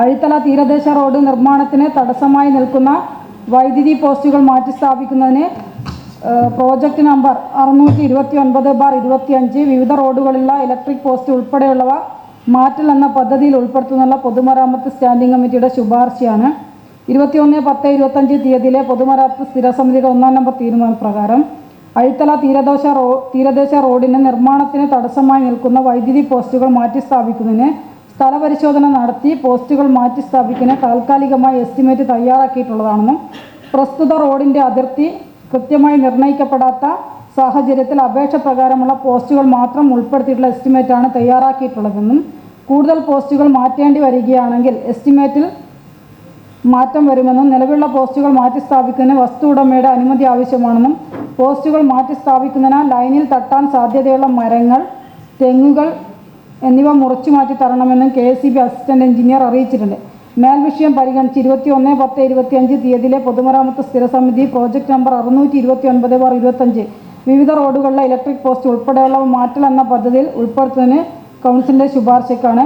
അതിൽ ഇപ്പോഴും എത്ര പോസ്റ്റാണ് മാറ്റേണ്ടതെന്നുള്ള വ്യക്തമായിട്ട് പൊതുമരാമത്ത് കമ്മിറ്റിന്ന് എണ്ണം ഇവിടെ പറഞ്ഞിട്ടില്ല. അപ്പോൾ ഈ അന്ന് പ്രോജക്റ്റ് വെച്ചത് 629/25 നമ്പർ പ്രോജക്റ്റിൽ 60,000 രൂപയാണ് ഉൾപ്പെടുത്തിയെന്നാണ് എൻ്റെ ഓർമ്മ. അതുപ്രകാരം നമുക്ക് എടോടിയിൽ തന്നെ 2 പോസ്റ്റ് മാറ്റി സ്ഥാപിക്കാനുണ്ട്. ഈ ഒരു വിഷയത്തിലേക്ക് പൊതുമരാമത്ത് സ്റ്റാൻഡിംഗ് കമ്മിറ്റിയുടെ തീരുമാനത്തിൽ എത്ര പോസ്റ്റാണെന്നുള്ളത് ഇവിടെ രേഖപ്പെടുത്തില്ല. ആ പോസ്റ്റിൻ്റെ എണ്ണം പരിശോധിച്ചിട്ട് ആ എണ്ണം കൂടെ തീരുമാനമെടുക്കുന്ന സമയത്തേക്ക് നിങ്ങളുടെ ഭാഗത്തുനിന്ന് തരണമെന്നാണ് പറയാനുള്ളത്. അപ്പം സപ്ലിമെൻ്റ് അജണ്ട മൊത്തം അംഗീകരിച്ചു. ഇതിൻ്റെ മറുപടി ഞാൻ കഴിഞ്ഞ കൗൺസിലിൽ പറഞ്ഞ ആഷിമ അത് തിരിച്ചെടുക്കണം എന്നാണ് പറയാനുള്ളത്. അത് വടകരയിലെ കായിക പ്രേമികളുടെ ആവശ്യം എന്ന നിലയ്ക്ക്, വടകരയിലെ തായങ്ങാടിയിലെ കായിക പ്രേമികളുടെ ആവശ്യം എന്ന നിലയ്ക്ക്, വടകരയിലെ യുവജനങ്ങളുടെ ആവശ്യം എന്ന നിലയ്ക്ക് കൗൺസിലിന് മുമ്പാകെ എന്തെങ്കിലും കാര്യം പറഞ്ഞ അവസാനം പ്രശ്നം ഈ കൗൺസിലിന് മുമ്പാകെ കാരണം പറഞ്ഞിട്ട് ഇലക്ഷൻ അല്ല അതിന്റെ പേരും പറഞ്ഞ് ഇറങ്ങി പോണം. അതിന് വേണ്ടിയിട്ട് അംഗീകരിക്കണമെന്ന് ഞങ്ങൾ ആവശ്യപ്പെടുകയാണ്. ഈ ഒരു ആവശ്യം നടപടി എന്നുള്ള രീതിയിലേക്ക് ഒരു 5 വർഷത്തെ ഇതെന്താ വെച്ചാൽ അവസാനത്തെ കൗൺസിലായോണ്ട് പറയാം, നമ്മൾ 5 വർഷമായിട്ടല്ല ആശുപ കൊടുത്തുകൊണ്ട് മാത്രമല്ല, കഴിഞ്ഞ 5 വർഷമായിട്ട് ചെയർപേഴ്സന്റെ മുമ്പാകെ ഇറങ്ങിപ്പോന്നൊന്നുമില്ല. ഇരുന്നുകൊണ്ട് തന്നെ പറയുന്നത് ഇറങ്ങിപ്പോന്നൊന്നുമില്ല. കഴിഞ്ഞ 5 വർഷമായിട്ട് നിരന്തരമായിട്ട് ഈ കൗൺസിലില് മുമ്പാകെ ഞങ്ങൾ നിരന്തരം ആവശ്യപ്പെടുന്നതാണ് ഈ ഗ്രൗണ്ടിന്റെ കാര്യം. അപ്പൊ അതില് ഈ പൊതുമരാമത്ത് സ്റ്റാൻഡിംഗ് കമ്മിറ്റി ഒരു ഇത് ശുപാർശ ചെയ്തിട്ടുണ്ട്. അത് കൗൺസിലിൽ വരുന്നതിന് വേറെ ഒരു സാങ്കേതികത്വമില്ല, ചെയർപേഴ്സൺ മാത്രം അംഗീകരിച്ചാൽ മതി. അപ്പൊ അത് അംഗീകരിക്കുന്നില്ലെങ്കിൽ അത് ഞങ്ങളുടെ ശക്തമായ പരിഗണനയിലുള്ള ഒരു അതില് ഞങ്ങളുടെ പ്രഭാരട്ട നിങ്ങൾക്ക് ആന്നില്ല എന്താ എന്റെ ഒരു സാങ്കേതികത്വം ഞാൻ മനസ്സിലായിക്കൊണ്ട് ഞങ്ങളെ ചോദ്യം പിൻവലിക്കുന്നു. ഒരു പ്രശ്നമില്ല. ഇവിടുന്ന് ഇലക്ഷനായിട്ട് പ്രതിഷേധിക്കാൻ വേണ്ടി പറയുന്നതല്ല, ഒരു പ്രശ്നമില്ല. ഒരു കേക്ക് ഉണ്ട്, ഒരു കേക്ക് ഉണ്ട് നമ്മളെ ഇതിന്റെ, അതുകൊണ്ട് കേക്ക് മുറിക്കാനുണ്ട്. വടകരയിലെ ചെറുപ്പക്കാർ നമ്മളെ ലഹരിക്ക്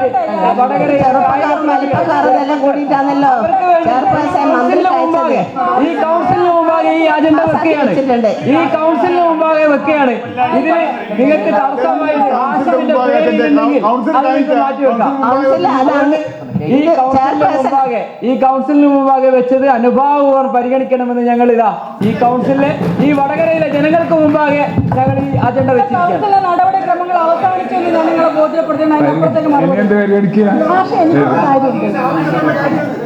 അവസാന കൗൺസിൽ യോഗത്തിലെ ഭരണപക്ഷ പ്രതിപക്ഷ പോരിനു ശേഷം യോഗ നടപടികളുടെ അവസാനം കേക്ക് മുറിച്ച മധുരം പങ്കിട്ട പാട്ടുപാടിയാണ് കൗൺസിലർമാർ പിരിഞ്ഞത്.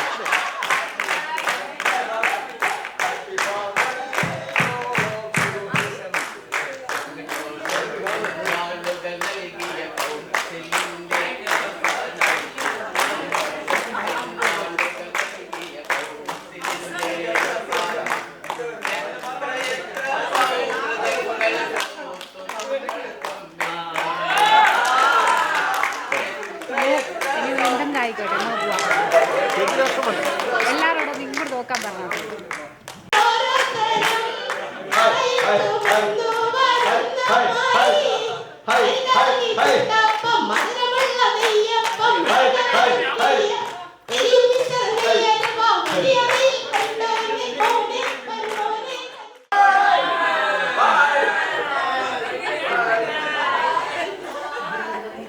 ഓന് ജോലി കിട്ടില്ല. ഓന് മാത്രമല്ല ഈ നാട്ടിലെല്ലാ പിള്ളേർക്കും ജോലി കിട്ടും. അതിനല്ല അവരിവിടെ ഇല്ലത്. ഏതിരോ നീ ഏതിന്റെ കാര്യമായി പറയുന്നത്? നമ്മുടെ ശ്രീശങ്കരാചാര്യാണ്. തൊഴിലാണ് ലക്ഷ്യമെങ്കിൽ ശ്രീശങ്കരാചാര്യ